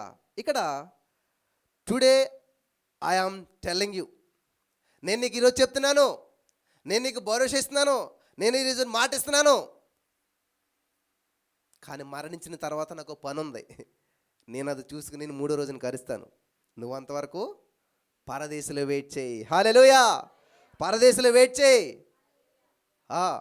నాతో కూడా ఉంటావు, పరదేశంలో ఉంటావు, కానీ నేను రావడానికి కొంచెం టైం పడుతుంది. నువ్వు అక్కడ వెయిట్ చేయి. అబ్రహాము, ఇస్సాకు వాళ్ళు అక్కడ ఎక్కడున్నారంటండి? పరదేశంలో ఉన్నారు. హల్లెలూయా, హల్లెలూయా. నేడు అనగా పరదేశకు సంబంధించింది కాదు, పాతాళానికి సంబంధించింది. హల్లెలూయా. కాబట్టి యేసుక్రీస్తు ప్రభువు పాతాళానికి వెళ్ళాడు. దొంగని పరదేశకు పంపించి ఈయన పనులన్నీ చక్కబెట్టుకుని వెళ్ళటానికి ఆ టైం పట్టిందన్నమాట. ఆమేన్, ఆమేన్. నిన్ను పరదేశకు పంపిస్తాను, నేను వచ్చి నిన్ను అక్కడ కలుసుకుంటాను. యేసు నరకానికి వెళ్ళింది ఎందుకంటే ఆత్మ కూడా శిక్షణ అనుభవించాలి కాబట్టి. క్లారిఫై. యేసు నరకానికి వెళ్ళాడా? ఏమా ఇంకా డౌట్ ఉందా? ఇంకేం ప్రూఫ్లు చూపించాలి? ఎన్ని చూపించాను కదా, అన్ని రిఫరెన్స్లే కదా. కాబట్టి యేసుక్రీస్తు ప్రభువు వారు అసలు ఇదే మనకి శనివారం ఏమైంది ఉండదు, గుడ్ ఫ్రైడే, ఈస్టర్ అంతే, మధ్యలో ఇదంతా గాలి కుదిలేస్తాం అనమాట. అసలు విషయం అంతా కూడా అక్కడే ఉన్నది. సరే, అసలు వర్తమానంలోకి ఇప్పుడు వెళ్తున్నాం మనం. యేసుక్రీస్తు ప్రభువు వారు నరకానికి వెళ్ళాడు. ఒప్పుకుంటారా? నమ్మదగిందేనా? సత్యమేనా? అక్కడ ఎటువంటి వేదనలు అనిపించాడు, ఎటువంటి కేకలు వేశాడు, ఎటువంటి ప్రార్థన చేశాడు, ఇవన్నీ విన్నారు కదా, అయిపోయింది. సరే, ఇప్పుడు యేసుక్రీస్తు ప్రభువారు నరకంలో, పాతాళంలో, భూగర్భంలో పలికిన 7 మాటలు. శిలువలో పలికిన 7 మాటలు అయితే విన్నాం, కానీ ఈ నరకంలో పలికిన 7 మాటలు ఏంటి? కొత్తగా ఉంది కదా, రాసుకోండి మరి. అందుకనే యేసుక్రీస్తు ప్రభువారు నరకంలో పలికినటువంటి 7 మాటలు చూద్దాం. ఎవరు చెప్పారు ఈ మాటలు? అపోస్తుల కార్యములు 2వ అధ్యాయం, అపోస్తుల కార్యములు 2వ అధ్యాయం 25వ వచనం. 25వ వచనం మనం చూసినట్లయితే, ఆయన్ను గూర్చి దావీదు ఇట్లా నేను ఎల్లప్పుడూ నా ఎదుట ప్రభువును చూచుచుంటిని. ఆమేన్. మొదటి మాట రాసుకోండి. అపోస్తుల కార్యములు 2:25లో మొదటి మాట, నేను ఎల్లప్పుడూ నా ఎదుట ప్రభువును చూచుచుంటేనే. హల్లెలూయా. ఎవరు మాట్లాడుతున్నారు ఈ మాట? చెప్పాలి. అపోదు కదా, యేసుప్రభువు వారే మాట్లాడుతున్నాడు, దేవుడే మాట్లాడుతున్నాడు. ఎక్కడి నుంచి మాట్లాడుతున్నాడు? నరకంలోంచి మాట్లాడుతున్నాడు. ఏమని మాట్లాడుతున్నాడు? నేను ఎల్లప్పుడూ, చెప్పాలి, అక్కడ ఉన్నదే చెప్పండి అమ్మా. నేను ఎల్లప్పుడూ నా ఎదుట ప్రభువును చూచుచుంటిని. ఆమేన్. నేను ఒకసారి డిగ్రీ కాలేజీలోకి వెళ్ళి బోర్డు మీద ఒక కొటేషన్ రాసిందనమాట. ఏమనంటే, చిగురుటాగుల పసిడి బుగ్గల నీ పలకరింపు కోసం నా ఒళ్ళంతా కళ్ళు ఎదురు చూస్తున్నాయని రాసింది. ఏమన్నా అర్థమైందా? అర్థమవుతుంది. అంటే కవిత్వం అలా ఉంటుంది అనమాట. చిగురుటాకులు ఉండవు, పసిడి బుగ్గలు ఉండవు ఎక్కడా కన్నా, అలా అనిపిస్తుంది. అప్పుడు కాళ్ళు చాలా పెద్ద వయసు వచ్చేసి ఉంటుంది అనమాట.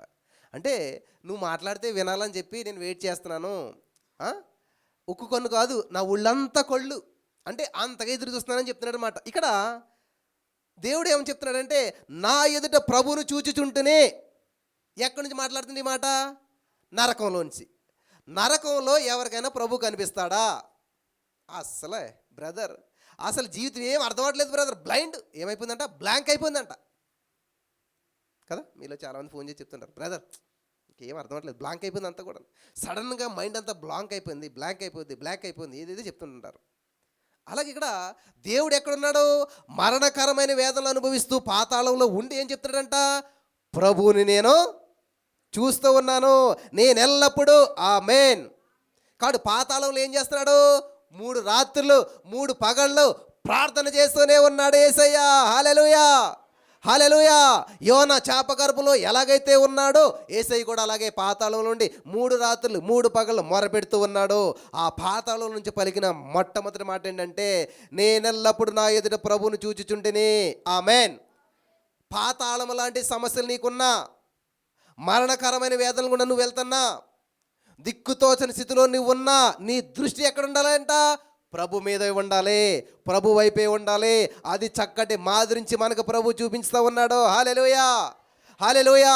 ఈ సత్యాన్ని తెలుసుకున్నటువంటి మీరు మరణకరమైనటువంటి వేదన గుండా మీరు వెళ్తున్నట్లయితే, పాతాళం లాంటి సమస్యలు మీరు ఉన్నారేమో, పాతాళం లాంటి ప్రతికూల పరిస్థితులు మిమ్మల్ని ఏలుబడి చేస్తున్నాయేమో, ఇక ఈ సమస్య నుంచి బయటికి రాలేను అనేటువంటి బంధకాల్లో నువ్వు చిక్కుకున్నావేమో.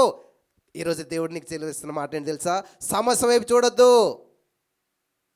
ఈ వాక్యం ధ్యానిస్తున్నప్పుడు నా హృదయం ఎంత ఉప్పొంగింది తెలుసా? నా బోధ ఇదే. సమస్యను చూడొద్దు, సమస్యను మాట్లాడొద్దు, సమస్యను పలకొద్దు, సమస్య గురించి ఆలోచించొద్దు. పాతాళంలోనంట అనేక మంది నిందిస్తున్నారంట, అనేక మంది దేవుణ్ణి ఎగతాళి చేస్తున్నారంట. ఏం చెప్పావు నువ్వు? నీతిగా జీవించాలి, పరలోక రాజ్యం ఇలాగా అలాగా, దేవుని రాజ్యం ఎట్లాగట్లా అని బోధించావు కదా, స్వస్థత లేచి అద్భుతాలు చేశావు కదా, ఏమైంది అని చెప్పి అందరు నిందిస్తుంటే, అందరు ఎగతాళి చేస్తుంటే ఏది వినటం లేదంట, ఏది పట్టించుకోవట్లేదంట, ఏది లెక్క చేయట్లేదంట యేసయ్య. హల్లెలూయా. అదంతా పక్కన పెట్టి, అమ్మా మీకోసం ఈరోజు నీ మాటలన్నీ కూడాను. బ్రదర్, అసలు వాళ్ళు అలాంటి మాట్లాడినారో తెలుసా? నాకు ఎందుకు తెలియాలి? నాకు ఎందుకు అంటున్నాను? నేను ఎందుకు తెలుసుకోవాలి? వాటిలన్నట్లు నోరు ముయ్యి. ఆమెన్. షట్ డౌన్ చేస్తే ఏమవుతుంది? ఇంకా మాట్లాడుతుందా? మళ్ళీ అందులో ఏమైనా కనపడుతుందా? మరి నువ్వు షట్ డౌన్ చేయట్లేదు ఎందుకని? ఇక్కడ దేవుడు ఏం చేయడు? Shut your mouth. సముద్రం లెగిసి పడుతుంటేనంట, గాలి ఎగిరి పడుతుంటేనంట ఏమన్నాడంట? గద్దించాడంట దేవుడు. హల్లెలూయా, హల్లెలూయా. నేను టీచర్ని, గందరగోళంగా ఉండేది క్లాసుల గదిలోకి వెళ్ళినట్టు ఏం చేసేవాడిని? SIT down all of you అంటే అంతే, షట్ డౌన్, కూర్చుంటారు, ఇంక మాట్లాడనమాట. అలాగా ఇక్కడ దేవుడు ఏం చేస్తున్నాడంటే పరిస్థితులు ఎంటర్టైన్ చేయట్లేదు.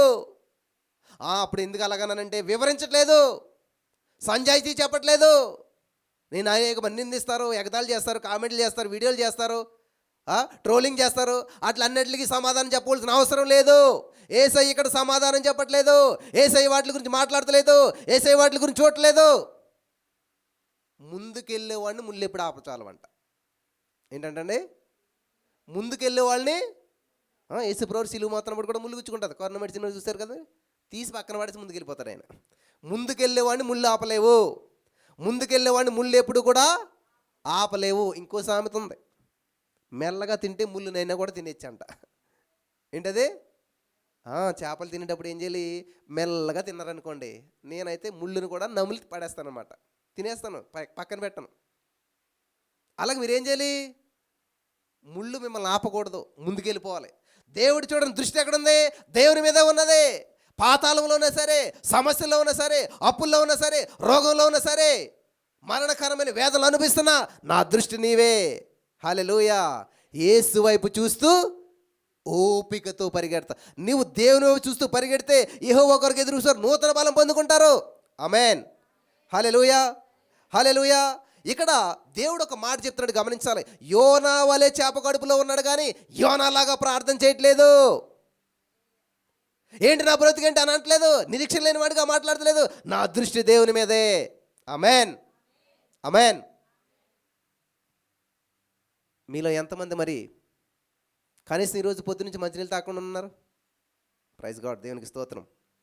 హల్లెలూయా, హల్లెలూయా. దేవుని కొరకు మనం ఏం చేస్తున్నాం అసలేని అంటే ఉపవాసం ఉండమని నేను చెప్పట్లేదు.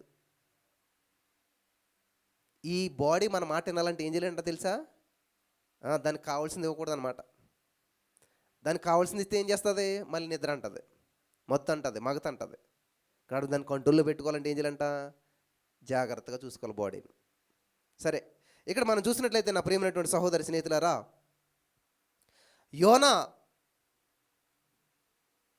యోనా లాంటి శ్రమలు దేవుడు అనుభవిస్తున్నాడు. యోనా లాంటి శ్రమలు గుండా వెళ్తున్నాడు, కానీ యోనాలా మొరపెడతలేదు. హల్లెలూయా, హల్లెలూయా.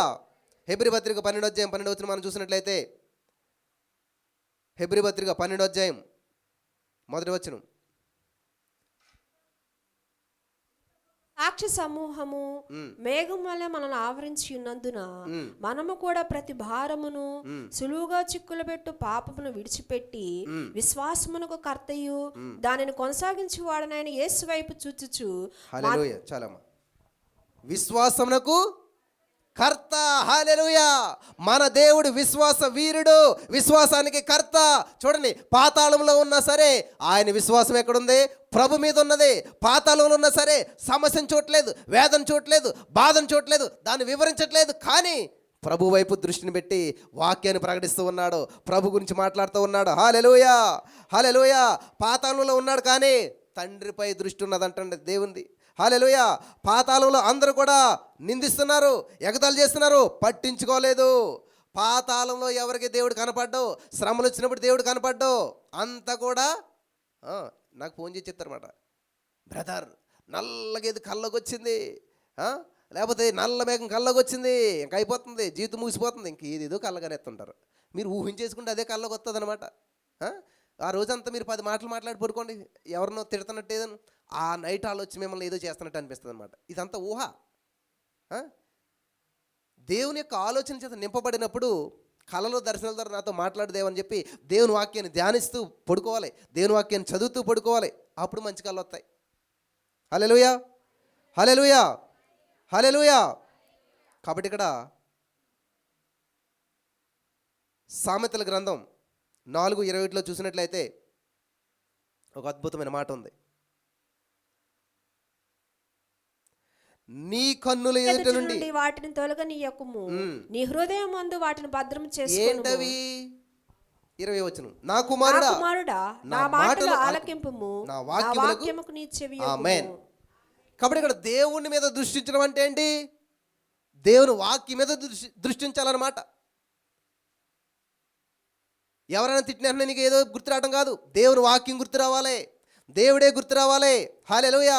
కాబట్టి ఏం చేయాలంట? హృదయం మీద వాటిని రాసుకోవాలంట. పోనీయొద్దు, నీ హృదయం మీద వాటిని భద్రం చేసుకో. ఆమేన్. ఇప్పుడు నేను ఒక ఆరెంజ్ చెట్టుకొచ్చి గట్టిగా పిండాను అనుకోండి, ఏమొస్తుంది? యాపిల్ జ్యూస్ వస్తుంది కదా, లెమన్ జ్యూస్ వస్తుంది. ఏమొస్తుందంట? ఎందుకు ఆరెంజ్ జ్యూస్ వస్తుంది? ఆరెంజ్ కాయ కాబట్టి. మరి మిమ్మల్ని ఎవరన్నా గట్టిగా తిట్టారనుకోండి, ఏమొస్తుంది? లోపల నుంచి బూతులు వస్తాయి. అంటే ఏమి నిండి ఉందంట లోపల? పైన పరిశుద్ధం, లోపల కుశుద్ధం అన్నమాట. అంతే కదా. ఫ్రంట్ పర్సనాలిటీ, బ్యాక్ మున్సిపాలిటీ అంట. అంటే అదే ఒక లారీ మంచిగా కనిపించిందంట రోడ్డు మీద వస్తుంటే, తీరాలి వెనక్కి చూతులకి ఏముంది? మున్సిపాలిటీ లారీ, కంపు, చెత్త. ఫ్రంట్ నుంచి చూస్తే అబ్బో, అదే ఎవరన్నారన్నమాట, ఫ్రంట్ పర్సనాలిటీ, బ్యాక్ మున్సిపాలిటీ అని చెప్పేసి. అలాగే చాలామంది పైకి చాలా అందంగా, ఆకర్షణీయంగా, అద్భుతంగా కనిపిస్తారు, లోపలికి వెళితే, తరచి చూస్తే, తొంగి చూస్తే కంపు. మనలో చాలామంది కూడా కొంచెం ప్రెషర్ ఎక్కువైపోయింది అనుకోండి, అగ్ని పర్వతం బద్దలై ఏమొస్తుంది అంటండి? లావా వస్తుంది అన్నమాట చాలామంది నుంచి. దయచేసి అలా ఉండకండి, దేవునికి అనుకూలంగానే ఉండాలన్నమాట. హల్లెలూయా, హల్లెలూయా. మీ దృష్టి దేవుని పైనే ఉండాలి, అంటే వాక్యం పైనే ఉండాలి, వాక్యం మీదే ఉండాలి. ఆమేన్. నెక్స్ట్ రెండో మాట, అపోస్తలుల కార్యం 2:25 చదువుదాం. నేను ఎల్లప్పుడూ నా ఎదుట ప్రభువును చూచుంటిని, ఆయన నా కుడి పార్శ్వన ఉన్నాడు కనుక నేను కదల్చబడను. ఆమేన్. ఆయన, రెండో మాట, ఆయన నా కుడి పార్శ్వన ఉన్నాడు. హల్లెలూయా. నెంబర్ 1, నా దృష్టి దేవుని మీద ఉంది, ఆయనే కనిపిస్తున్నాడు. ఎక్కడున్నా, ఎలా ఉన్నా. తర్వాత ఏంటంటే ఆయన ఎక్కడున్నాడు? నా కుడి పార్శ్వన ఉన్నాడు. హల్లెలూయా. నా కుడి పక్కన ఉన్నాడు, నా పక్కనే ఉన్నాడు, నేను కదల్చబడను. ఆమేన్. చెప్పగలుగుతారు మీరు? ఏమా, నేను సమస్యలో ఉన్నాను, సమాధికి దగ్గరలో ఉన్నాను, నేను, నా డాక్టర్ చెప్పాడు ఈ రోగంతో నువ్వు చనిపోతావని చెప్పాడు, ఈ సమస్య నువ్వు జయించలేవని చెప్పాడు, కానీ నా దృష్టి దేవుని మీద ఉంది, నా యేసయ్య నా పక్కన ఉన్నాడు కాబట్టి ఈ రోగం నన్ను ఏమి చేయలేదు, నేను కదల్చబడను. ఆమేన్. ఎందుకంటే నా యేసయ్య నాతో ఉన్నాడు, నా పక్కనే ఉన్నాడు, నా కుడి పార్శ్వన ఉన్నాడు, నా కుడి పక్కనే ఉన్నాడు, నా నిరీక్షణ ఆయన అయి ఉన్నాడు. ఆమేన్. హల్లెలూయా, హల్లెలూయా. నేను కదల్చబడను, నా విశ్వాసం తొలగిపోదు, నా జీవితం ముగించబడదు, నేను ఓడిపోను. ఎక్కడ చెప్తున్నామండి మనం ఇలాగా? ఎప్పుడైనా చెప్పారా? అయిపోయింది బ్రదర్, ఇంకా అంతా, ఇంకేముంది, అన్ని ద్వారాలు మూసుకుపోయి, ఇంకా ఏం అర్థం అవ్వట్లేదు జీవితం. సడన్గా వదిలేశాడు మా ఆయన పిల్లలతోటి. నాకు ఫోన్ చేసి ప్రార్థన చేయమంటే చేస్తాం, మెడికల్ షాప్లోకి వెళ్ళి కూరగాయలు ఇమ్మంటే ఏమిస్తాడు? ఇస్తాడా? మెడిసిన్స్ ఇస్తాడు అంతే. కూరగాయలు ఆయన దగ్గర ఎందుకంటే పలానా షాప్కి వెళ్ళనని చెప్తాడు. చాలామంది ఫోన్ చేసి చాలా వింత వింత అని చెప్తుంటారు నాకు. కానీ ఇక్కడ ఏం జరగవయి. కాబట్టి ఏం చేయాలి? ప్రార్థనా సహాయం కోరాలి, కలిసి ప్రార్థించాలి, ప్రతికూల పరిస్థితి నుంచి విడుదల పొందుకోవాలి. హల్లెలూయా, హల్లెలూయా, హల్లెలూయా. కాబట్టి ఇక్కడ దేవుడు మన పక్కన ఉన్నాడట. 139 దావీదు కీర్తన 7-8 వచనాలు చదివినట్లయితే, కీర్తనల గ్రంథం 139 అధ్యాయం 7-8 వచనాలు.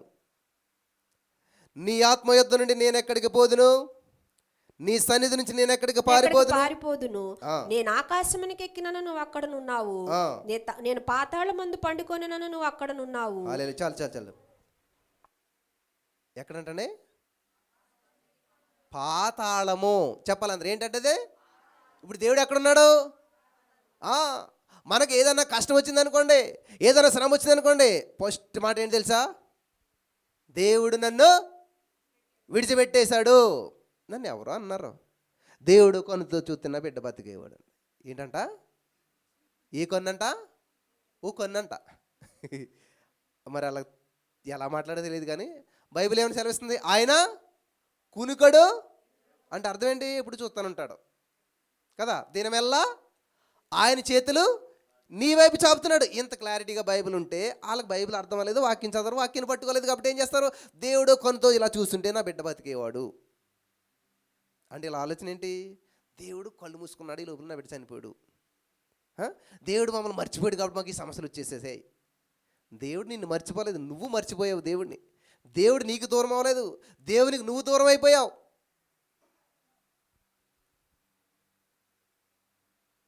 హల్లెలూయా. కాబట్టి ఇక్కడ దేవుడు ఏమంటున్నాడంటే, సమస్య ఉంది, నేను సమస్యనుగా పరిగణించను. దిగులుంది, నేను దిగులు పడను. హల్లెలూయా. చింత ఉంది, అక్కడ చింతపడను. బాధ ఉంది, భయం ఉంది, నేను భయపడను. హల్లెలూయా, హల్లెలూయా. అది ఇక్కడ నేర్చుకోవాలి. క్రైస్తవులకు ఉండేటువంటి లక్షణం అది అనమాట. నీ జీవితంలో చింత, సమస్య, బాధ, వేదన ఉంది, కానీ దాని క్వైట్ ఆపోజిట్లు నువ్వు ప్రవర్తించాలి. దాన్ని లెక్క చేయకూడదు, దాన్ని పట్టించుకోకూడదు. ఆమేన్. ఎందుకంటే నీ పక్కన యేసయ్య ఉన్నాడు. నువ్వు పాతాళంలో ఉన్నా సరే, పాతాళంలో కూడా నేను ఉన్నానని చెప్తున్నాడు దేవుడు. పాతాళంలో కూడా దేవుడు నీతో ఉన్నాడు. 97 కీర్తన 15 వచనం దేవుడు చెప్తున్న మాట ఏంటి తెలుసా? శ్రమలో, పాతాళంలో నేను అతనికి తోడుగా ఉన్నాను, అతన్ని విడిపిస్తాను, గొప్ప చేస్తాను. హల్లెలూయా, హల్లెలూయా, హల్లెలూయా. 2 మాటలు అయిపోయి. 3వ మాట అపోస్తలుల కార్యం 2వ అధ్యాయం 26వ వచనం చెప్పాలి. చదవండమ్మా. కావున నా హృదయము ఉల్లసించెను, నా హృదయము ఉల్లసించెను. చాలు. ఏం చేస్తున్నట్టండి? ఉల్లాసం అంటే తెలుసా? ఉల్లాసం అంటే ఏంటి? చాలా ఉల్లాసంగా ఉన్నారంటారు కదా, అంటే హ్యాపీగా, ఆనందంగా, సంతోషంగా ఉన్నారన్నమాట. ఇక్కడ ఏం చెప్తున్నది? నా హృదయం ఉల్లసించను. ఏం జరిగింది? పెళ్లి జరిగింది అక్కడ ఏమన్నాను? మరి ఏంటంట? నరకంలో ఉన్నాడు, వేదనలో ఉన్నాడు, బాధలో ఉన్నాడు, కానీ ఏం చేస్తున్నాడు? ఉల్లసిస్తున్నాడు. ఎందుకంటే నిరీక్షణ ఉన్నది ఆయనకి. హల్లెలూయా, హల్లెలూయా. ఇక్కడ గమనించవలసిన విషయం ఏంటంటే ప్రియులారా, నా దేవుడు నా పక్షాన ఉన్నాడు కాబట్టి మనకి మేలు జరిగితేనే స్తుతి కూడాలు ఇప్పుడు ఉంటాయన్నీ కూడాను. బ్రదర్ జాబ్ వచ్చింది, స్తుతి కూడిక, కృతజ్ఞత కూడిక, అంతే కదా. వివాహం ఏదైనా మంచి జరిగితేనే స్తుతి కూడిక. కానీ ఇక్కడ మరి దేవుడు ఉల్లాసంగా ఉన్నాడు. ఎందుకని? పరలోకంలో ఉన్నాడా? పరలోకంలో ఉంటే ఉల్లాసంగా ఉంటారు. మరి ఈయన ఎక్కడున్నాడు? నరకంలో ఉండి కూడా ఉల్లాసంగా ఉన్నాడు. హల్లెలూయా. సమస్యల్లో ఉండి కూడా ఉల్లాసంగా ఉండాలి, ఇబ్బందుల్లో ఉండి కూడా ఉల్లాసంగా ఉండాలి, ప్రతికూల పరిస్థితుల్లో ఉండి కూడా ఉల్లాసంగా ఉండాలి. సంతోష హృదయం ముఖానికి తేటనిస్తుందంట. హల్లెలూయా. నీకున్న పరిస్థితులను బట్టి నువ్వు సంతోషంగా ఉండకూడదు. ఏ పరిస్థితి ఎలాగున్నా కూడా నువ్వు సంతోషంగా ఉండాలి. ఆమేన్. హల్లెలూయా, హల్లెలూయా. కాబట్టి ఇక్కడ చూసినట్లయితే నా ప్రియమైనటువంటి సహోదర స్నేహితులారా,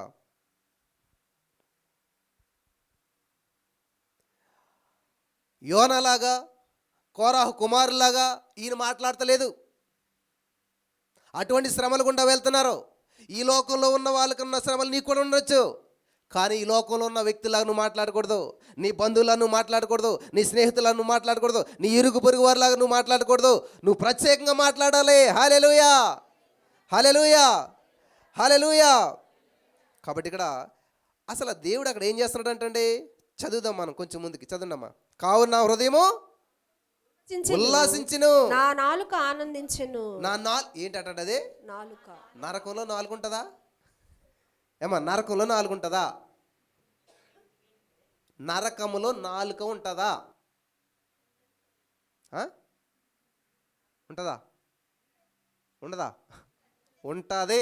దేవుడు చెప్తున్నాడు కదా ఇక్కడ, నమ్మండి, దేవుడే చెప్తున్నాడు. యేసుప్రభు నా నాలుక ఏం చేస్తుందంట? ఆనందించెను. హల్లెలూయా, హల్లెలూయా. ధనవంతుడు కూడా ఏం చేస్తున్నాడు ఆయన? ఇక్కడ యేసుప్రభు చెప్పట్లేదు కానీ ఈయన కూడా దాహం వేసి నీటి చుక్క ఏం దొరుకుతుంది అన్నట్టుగా ఉంది పరిస్థితి అక్కడ, అంత ఘోరంగా ఉంది. కానీ అటువంటి ప్రతికూల పరిస్థితుల్లో కూడా ఆయన ఏం చేస్తున్నాడు? Praise and worship. హల్లెలూయా, స్తుతి ఆరాధన చేస్తున్నాడు అక్కడ.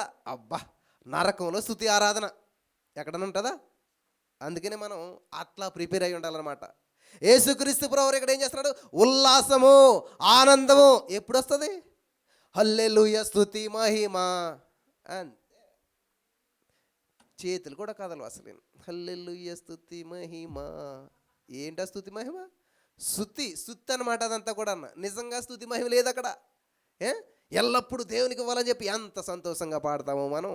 ఎక్స్ప్రెషన్స్ లేవు, గ్రాటిట్యూడ్ లేదు అసలే. నీ యొక్క ప్రవర్తన, మాట విధానం తెలిసిపోతుంది అక్కడ. ఇక్కడ చూడండి, నేను దేవుడు ఆ నరకంలో ఉండి, వేదనలో ఉండి, తాగడానికి నీళ్ళు లేవు, భయంకరమైన వేదనలో ఉండి ఏం చేస్తున్నాడంట? ఉల్లాసిస్తున్నాడు, ఆనందిస్తున్నాడు. ఆమేన్, హల్లెలూయా. ఇది నీకు నిరీక్షణ. 7 మాటలు ధ్యానిస్తే నీకు ఏడుపు రావచ్చేమో, కానీ ఈ 7 మాటలు ధ్యానిస్తే నీకు నిరీక్షణ వస్తుంది, నీ జీవితానికి భరోసా వస్తుంది, నువ్వు జీవించగలని నమ్మకం వస్తుంది నీకు. హల్లెలూయా. ఎటువంటి సమస్యనైనా జయించగలుగుతావు, ఎటువంటి పాతాల నుంచి అయినా బయటపడగలుగుతావు అనే నిరీక్షణ నీకు వస్తుంది. ఆమేన్, ఆమేన్, హల్లెలూయా, హల్లెలూయా, హల్లెలూయా. కాబట్టి ఇక్కడ ప్రైజ్ అండ్ వర్షిప్ చేస్తున్నాడు అంటే దేవుడు.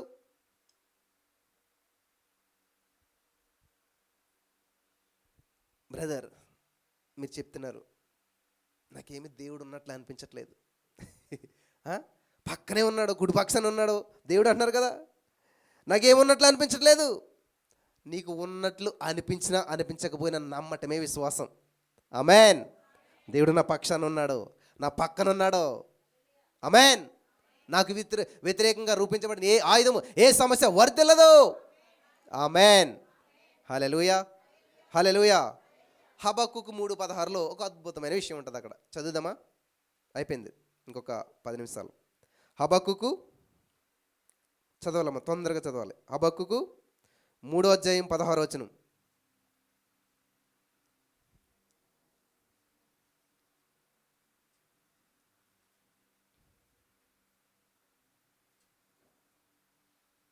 పదహారు 17 వచనాలు చదవాలి.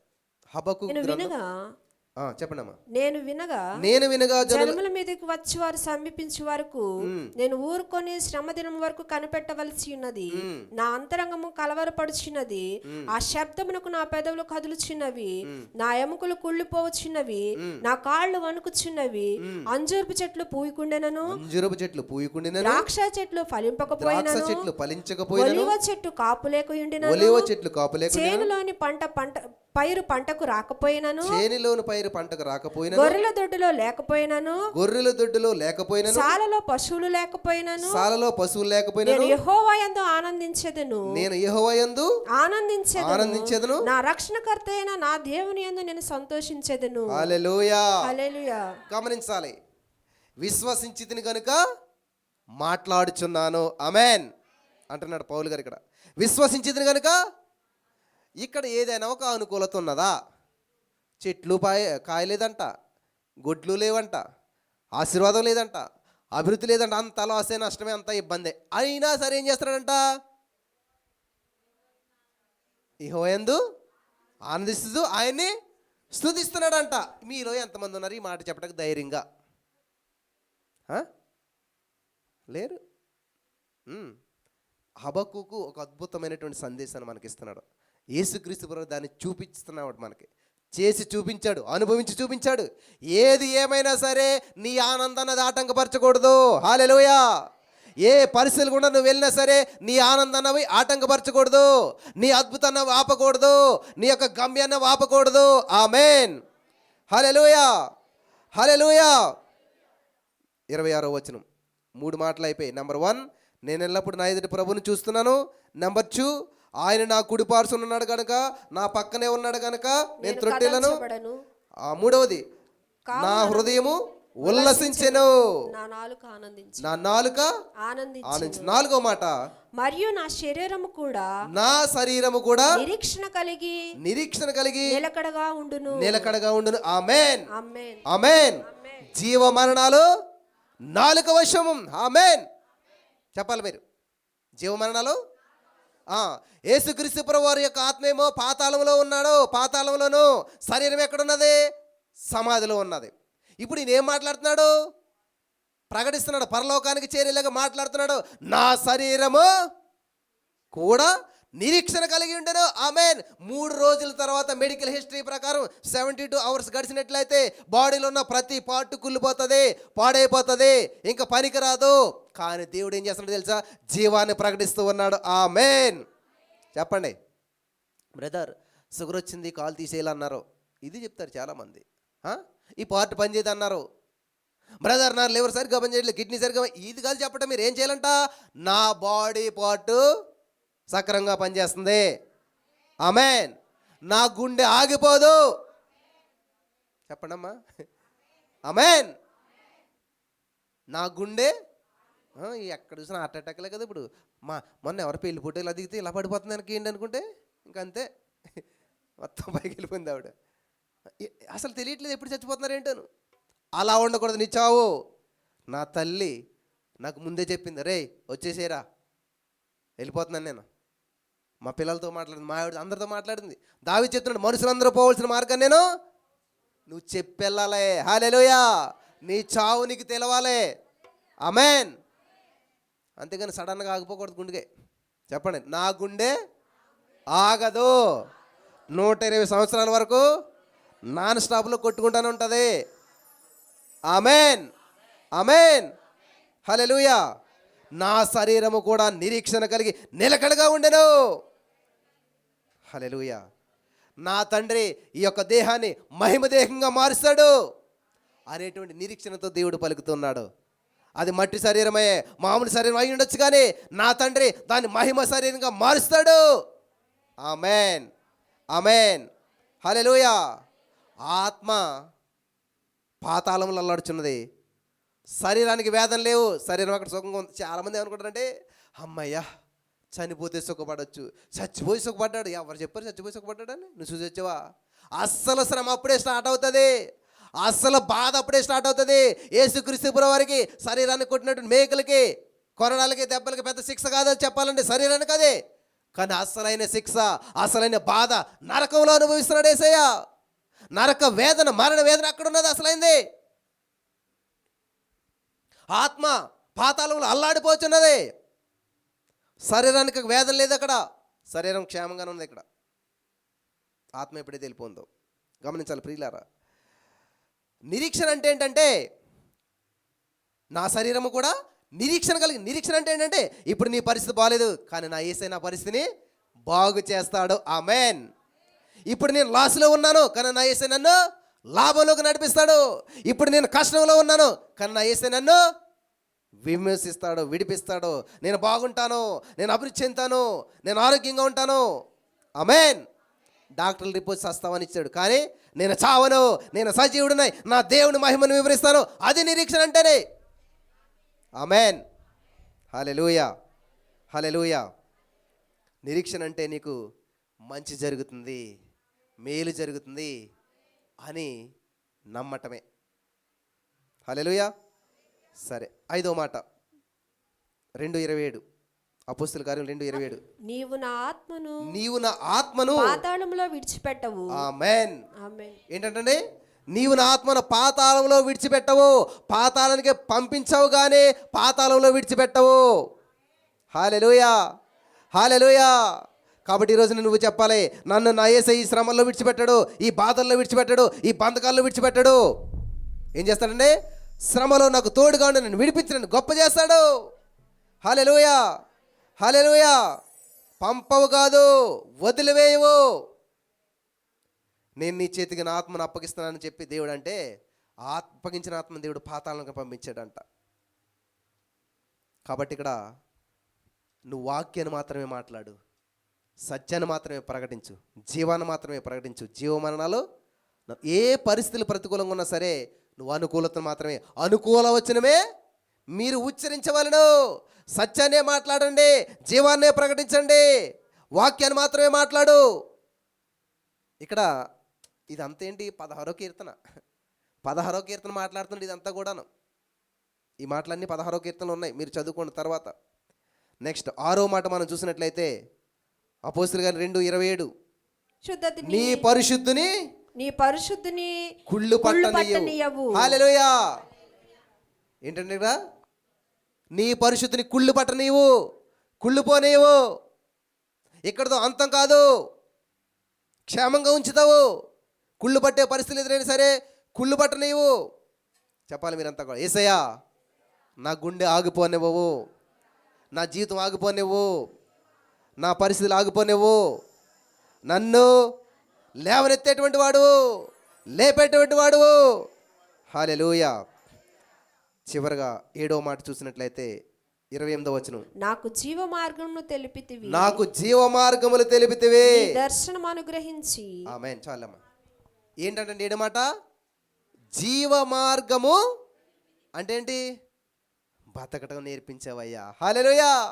ఎలా బ్రతకాలో నేర్పించావు, ఎలా జయించాలో నేర్పించావు, ఎలా జీవించాలో నేర్పించావు. ఇదండి యేసుక్రీస్తు ప్రభువు పాతాళంలో పలికిన 7 మాటలు. ఈ 7 మాటలు నీకు తెలిసినట్లయితే నీకు నిరీక్షణ ఇస్తాయి, నీకు జయ జీవితం ఇస్తాయి, నీకు జీవించడం నేర్పిస్తాయి. నువ్వు ఎలా పాతాళం నుంచి బయటపడాలో, ఎలా ప్రతికూల పరిస్థితుల నుంచి బయటకు రావాలో తెలియజేస్తాయి. హల్లెలూయా, హల్లెలూయా, హల్లెలూయా. ఈరోజు నీ మాటలు వింటున్న ప్రియమైనటువంటి సహోదరి స్నేహితులారా, ఈ 7 మాటలు మళ్ళీ ఒకసారి మీకు తెలియజేయాలని చెప్పి ఆశపడుతున్నారు. ఎలాంటి సమస్యల నుంచి అయినా సరే ఎలా బయటపడాలో నేర్పిస్తాయి. ఇక్కడ మనకి చదవండి ఇంకా ఆ వచనం, 28వ వచనం, నీ దర్శనం అనుగ్రహించి నన్ను ఉల్లాసముతో నింపెదవు. ఆమేన్. మళ్ళీ వచ్చింది ఏంటది? ఉల్లాసం. ఉల్లాసం. 2 ఉల్లాసాలు ఉన్నాయి ఇక్కడ. 26వ వచనంలో కూడా ఏమంటున్నాడు? అక్కడ కూడా ఏమంటున్నాడు? నేను ఉల్లాసిస్తాను. ఇక్కడ కూడా మొదటి ఉల్లాసం ఏంటంటే దేవుడు చేయలేదు, లేదు కానీ ఉన్నట్టుగా. ఆమేన్. లేదు, జరగలేదు, జరిగిపోయినట్టుగా ఊహించుకొని దాన్ని బట్టి ఉల్లాసిస్తూ ఉన్నాడంట, నిరీక్షణతో అనమాట. హల్లెలూయా, హల్లెలూయా. కాబట్టి ఇక్కడ అపోస్తలుల కార్యములు 1:26 వచనంలో విశ్వాసంతో అక్కడ ఏం చేస్తున్నాడు? అంతటా వారు ఏడుపు కానీ నవ్వుతున్నాడు అంటాను. నీకు నవ్వటం నవ్వే పరిస్థితి కాదు అక్కడ. నవ్వు రాకపోయినా కూడా నవ్వటం, ఏడాలి కానీ అక్కడ నువ్వేం చేస్తున్నావు? క్వైట్ ఆపోజిట్ అనమాట. హల్లెలూయా, హల్లెలూయా, హల్లెలూయా. ఇది ఏడిపించేటువంటి సంఘం కాదు, నవ్వించే సంఘం. ఏడ్చే పరిస్థితిలో నువ్వు ఉన్నా కానీ నువ్వు నవ్వుతూ ఉండాలి. హల్లెలూయా, హల్లెలూయా, హల్లెలూయా. అంతేగాని ఎమోషనల్గా చెప్పి మిమ్మల్ని ఎవరిని ఏడిపించడానికి ఇక్కడ జరగవు. 7 మాటలు చెప్పి యేసయ్య అదిగో ఏడుస్తున్నాడు, బాధపడుతున్నాడు, మీరు కూడా ఏడండి, రోధించండి, ఎట్లాంటిది ఏముండదు ఇక్కడ. యేసుక్రీస్తు ప్రభువు సిలువ ఇప్పుడే వేయబడలేదు, 2000 సంవత్సరాల క్రితం వేయబడ్డాడు. ఆయన జయించేశాడు, ఆయన విక్టరీ. హల్లెలూయా. నీకు విక్టరీ ఇవ్వటానికి ఆయన మరి ఆ పరిస్థితి గుండా వెళ్ళాడు. అదంతా జరిగిపోయి కొన్ని వేల సంవత్సరాలు అయింది. నువ్వేం చేయాలంటే దానికి తగిన జీవితం జీవించి ఆయన యొక్క ఆలోచన ఏదైతే ఉందో, ఆయన యొక్క ఉద్దేశం ఏదైతే ఉందో దానికి అనుకూలంగా నువ్వు జీవించాలి. ఆయన దగ్గరకు నువ్వు వెళ్ళాలి. ఆయనే మార్గం అన్నమాట. హల్లెలూయా, హల్లెలూయా. కాబట్టి ఏడుపేస్తే ఏడవటం, నవ్వేస్తే నవ్వటం అది లోకం చేసే పని. కానీ నువ్వేం చేయాలంటే తెలుసా? ఎంత ఏడుపుకరమైన పరిస్థితులు, ఎంత దుఃఖమైన పరిస్థితులు వచ్చినా నువ్వు నవ్వుతూ ఉండాలి. ఆమేన్, హల్లెలూయా. ఎంత మరి భయంకరమైన పరిస్థితులు గుండా వెళ్తున్నా, ఎంత పేదరికం వచ్చినా నువ్వు రిచ్గా నువ్వు కనిపించాలి, నువ్వు రిచ్గా నువ్వు జీవించాలి, నువ్వు రిచ్గా నువ్వు మాట్లాడాలి. ఆమేన్. అది దేవుని ఉద్దేశం. కాబట్టి పౌలు గారు చెప్తున్నాడు, ఎల్లప్పుడూ ఆనందించు. జైల్లో ఉన్నా, బయట ఉన్నా, ఇంట్లో ఉన్నా, తిన్నా తినకపోయినా, పండినా పండకపోయినా, ఏదైనా నువ్వు ఆనందించాలి. ఆమెన్, ఆమెన్, హల్లెలూయా. కాబట్టి ఏడుపు నీ పోర్షన్ కాదు, ఏంటంట ఉల్లాసం నీ పోర్షన్. ఆమెన్. సంతోషం నీ పోర్షన్, సమాధానం నీ పోర్షన్, అభివృద్ధి నీ పోర్షన్, ఆశీర్వాదం నీ పోర్షన్. ఆమెన్, హల్లెలూయా, హల్లెలూయా. కాబట్టి ఇక్కడ మన సంఘం ఏంటంటే సర్వశక్తిమంతుని సంఘం, ఇజ్రాయేల్ సంఘం కాదు. ఇజ్రాయేలీలు ఏం చేస్తున్నారంట? ఈడుతున్నారంట. దేనికోసం? మాసం కావాలి మాకు. దేనికోసం అంట? పైగా మరి కనపడతాడా లేదని చెప్పంట బయటకు వచ్చి మళ్ళీ ఒకటిలో కూర్చునంట మోసే చూస్తున్నాడా లేదని చెప్పి మరీ గట్టిగా ఏడుతున్నారంట, మాకు మాసం కావాలి. ఆ ఏడుపులు పనిచేయవు ఇక్కడ. హల్లెలూయా. మంద ఏడ్చే సంఘం కాదు, ఉల్లాసించే సంఘం, సంతోషించే సంఘం. హల్లెలూయా. నువ్వు సంతోషించాలి, ఎందుకంటే నీకు ఏదో కోరుకుందా, నీకు ఏదో సమస్య ఉంది, మరి తీరాలంటే 37 కీర్తన 4వ వచనం, యెహోవాను బట్టి ఆనందించు, నీ హృదయవాంఛలన్నీ కూడా తీరిపోతాయి. హల్లెలూయా. మరి ఇంత స్పష్టంగా బైబిల్లో ఉంటే మరి ఎందుకు ఏడుతున్నారు? మీరు ఏమైనా చిన్నపిల్లలా? చూడండి, అడుగు ఐస్ క్రీమ్ వెళ్తుంది అనుకోండి, అటు ఏం చేస్తాడు? అమ్మ ఐస్ క్రీమ్ కొని అంటాడు. పొరపాటుని కొనలేదు అనుకోండి, ఇంకా ఏం చేస్తారు? స్టార్ట్ చేస్తారు ఏడుపు, కింద పడి గిరగిరగిరగిరదులుతుంటారన్నమాట. ఎందుకు? అది ఇచ్చిదాకా. మీరు ఏమైనా చిన్నపిల్లలా? ఏడ్చేవాళ్ళంతా అడ్డే అనమాట. ఎల్కేజీ స్టూడెంట్స్ అనమాట అంతా కూడా. ఏడ్చేవాళ్ళు, రోధించేవాళ్ళు అంతా కూడా. మరి సంతోషించేవాళ్ళు ఏంటి? వాక్యం తెలిసిన వాళ్ళు. సంతోషించేవాళ్ళు ఏంటి? వాక్యాన్ని అనుసరించేవాళ్ళు. హల్లెలూయా. ఈరోజు నా జీవితంలో అనేక సమస్యలు వచ్చాయి, అనేక బంధకాలు వచ్చాయి. అవన్నీ నేను ఏడ్చి తీర్చుకోలేదు కానీ సంతోషించి తీర్చుకున్నాను. హల్లెలూయా. యెహోవాను బట్టి సంతోషించు, ఎందుకంటే నా సమస్య నుంచి విడిపించే నా విమోచకుడు సజీవుడు. ఆయన ఈ సమస్య నుంచి విడిపించాడు కాబట్టి నా సమస్యను బట్టి నేను ఏడగాడిని, నా సమస్య నుంచి విడిపించే యేసయ్యను బట్టి నేను సంతోషిస్తాను. ఆమేన్. అది నిరీక్షణ అంటేనే. సమస్య నిన్ను కృంగదీస్తుంది, సమస్య నిన్ను సమాధిలో లాక్కెళ్తుంది. నిరుద్యోగం వైపు చూడండి, అందరికి ఉద్యోగం వచ్చేసింది, నాకే రాలేదు, ప్రమోషన్ రాలేదు, అందరికి బిల్డ్ అయిపోయింది, అందరికి గర్భం వచ్చేసింది, ఇవన్నీ నీకు నిరుత్సాహం. కానీ ఏం చేస్తావు? నాకే జరిగినాయి ఇవన్నీ, నేను ఎంతకని నేను ఇవన్నీ చూడలేదన్నమాట. ఏం చేయను? యేసయ్య వైపు చూసాను అనమాట. హల్లెలూయా. Thank you Jesus. ఏంట్రా ఈడు ఆనందం, ఏంట్రా ఈడు పిచ్చి అంటే, నా పిచ్చి అనేక మందికి పిచ్చిగా మారిపోయింది ఇప్పుడు. హల్లెలూయా, హల్లెలూయా. నా ఆనందం అనేక మందికి ఆనందంగా మారిపోయింది. ఆమేన్, ఆమేన్. పౌలు గారు జైల్లో ఉండి చెప్తున్నాడండి, బయట ఉండి కాదు, బంధకాల్లో ఉండి చెప్తున్నాడు. హలో, ఆనందించండి, సంతోషించండి, మీ సమస్యలన్నీ తీరిపోతాయి. ఆమేన్, హల్లెలూయా, హల్లెలూయా, హల్లెలూయా. సరే, ఇక్కడ మనం చూసినట్లయితే హెబ్రీ పత్రిక 1వ అధ్యాయం 5వ వచనం చదువుకుని ముగించుకుందాం. హెబ్రీయులకు రాసిన పత్రిక 1వ అధ్యాయం 5వ వచనం. Thank you Jesus. ఏలయనగా నీవు నా కుమారుడవు, నీవు నా కుమారుడవు, నేడు నిన్ను కనియున్నాను, నేను నేడు నిన్ను కనియున్నాను అనియు ఇదియుగాక నేను ఆయనకు తండ్రినయుందును, ఆయన నాకు కుమారుడయుండును అనియు ఆ దూతలలో ఎవరితోనైనా. చాలమ్మా, చూడండి, పాతాళం నుంచి యేసుక్రీస్తు ప్రభువు విధంగా మొరపెడుతున్నాడు. ఈ యొక్క 7 మాటలు పలికాడు. నాకు జీవించడం నేర్పించావు, నాకు సర్వస్వం నేర్పించావు అని చెప్పి ఎప్పుడైతే ఇవన్నీ మాటలు పలికాడో తండ్రి హృదయం కరిగిపోయిందంట. హల్లెలూయా. తండ్రి ప్రేమ కుమ్మరించడం మొదలుపెట్టాడంట. హల్లెలూయా. అప్పుడు తండ్రి మాట్లాడుతున్నాడు కుమారుడితో, ఏమని తెలుసా? నీవు నా కుమారుడువు, నేను నిన్ను కనియున్నాను. హల్లెలూయా అని చెప్పి దేవుడిని ఏం చేశాడంట? తండ్రి నుండి దేవుడు కుమారుని ఆ పాతాళం నుంచి విడిపించాడంట. ఆమేన్. ఆ పాతాళం యొక్క తాళపు చెవిని దేవుడికి ఇచ్చాడంట. హల్లెలూయా, హల్లెలూయా. ఎప్పుడైతే ఆ తాళము, అధికారం, ఆ మరణపు మూలు విరిచివేయబడతాం, ఆ మరణాన్ని జయించాడు, వచ్చాడంట, పునరుత్థానం ఇచ్చాడంట యేసయ్య. వచ్చి అప్పుడు వెళ్ళాడంట ఎక్కడికి? పరదేశి వెళ్ళాడంట. హల్లెలూయా.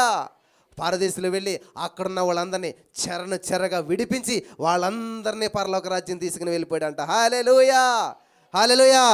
ఇప్పుడు పరదేశి లేదు, అవసరం లేదు, డైరెక్ట్ పరలోకం అనమాట. యేసుప్రభు రానంత వరకు పరదేశు అనేటువంటిది వెయిటింగ్ హాల్ అనమాట. ట్రైన్ ఎక్కే ముందు మనకి ఏం చేస్తారు? అక్కడ వెయిటింగ్ హాల్ ఉంటుంది. ట్రైన్ వచ్చాక వెయిటింగ్ హాల్తో పని ఏంటి? ట్రైన్లో కూర్చుంటావు వెళ్ళి కదా. అలాగా పరదేశ పని లేదు. ఇప్పుడు ఇంకా యేసుక్రీస్తు ప్రభువు ఎప్పుడైతే నరకానికి వెళ్ళి ఆ బాధను అనుభవించి ఆ చెర నుంచి మనల్ని విడిపించి ఆ యొక్క సాతానుగాడి మీద జయించి ఆ యొక్క తాళపు చెవిని పాతాళపు లోకపు తాళపు చెవిని తీసుకుని వచ్చాడు. అధికారం ఏ ఆదామైతే అధికారాన్ని కోల్పోయాడో ఆ అధికారాన్ని మరలా దేవుడు తీసుకుని వచ్చాడు. హల్లెలూయా, హల్లెలూయా. అప్పుడు పరదేశం వెళ్ళి ఆ పరదేశంలో ఉన్న వాళ్ళని విడిపించి పరలోక రాజ్యానికి వెళ్ళాడంట. హల్లెలూయా, హల్లెలూయా, హల్లెలూయా. కాబట్టి ఈరోజు నీ మాటలు వింటున్న నా ప్రియమైనటువంటి సహోదరి స్నేహితులారా, యేసయ్య పాతాళంలో నుండి విశ్వాసాన్ని విడుదల చేస్తే తండ్రి కోపం చల్లారిపోయిందంట. విశ్వాసాన్ని ప్రకటించిన ఎప్పుడు కూడాను విశ్వాసాన్ని విడుదల చేయాలి. అందుకే ప్రకటిస్తూ ఉండాలి. పలికితే కలుగుతుంది. పలికితే కలుగుతుంది అంటే ఏంటి? ఇక్కడ నా శరీరము నిరీక్షణ కలిగి ఉన్నది, అది కుళ్ళు పట్టదు, అది మరి నా దేవుడు నన్ను మహిమ శరీరంగా మారుస్తాడు అని ప్రకటిస్తున్నాడు, పలుకుతున్నాడు. ఎప్పుడైతే ఆ పాతాళం నుంచి యేసుక్రీస్తు ప్రభువు విశ్వాసాన్ని ప్రకటిస్తూ ఉన్నాడో తండ్రి మరి చక్కగా అక్కడ రెస్పాండ్ అవుతున్న విధానాన్ని మనం చూస్తూ ఉన్నాం. హల్లెలూయా, హల్లెలూయా. తండ్రి కోపం అంతా చల్లారిపోయిందంట. ఆమేన్. ఆదివారం ఉదయం తండ్రి పలికినటువంటి మాట ఇది. ఏది? హెబ్రీ 1:5 దేవునికి మహిమ కలుగును గాక.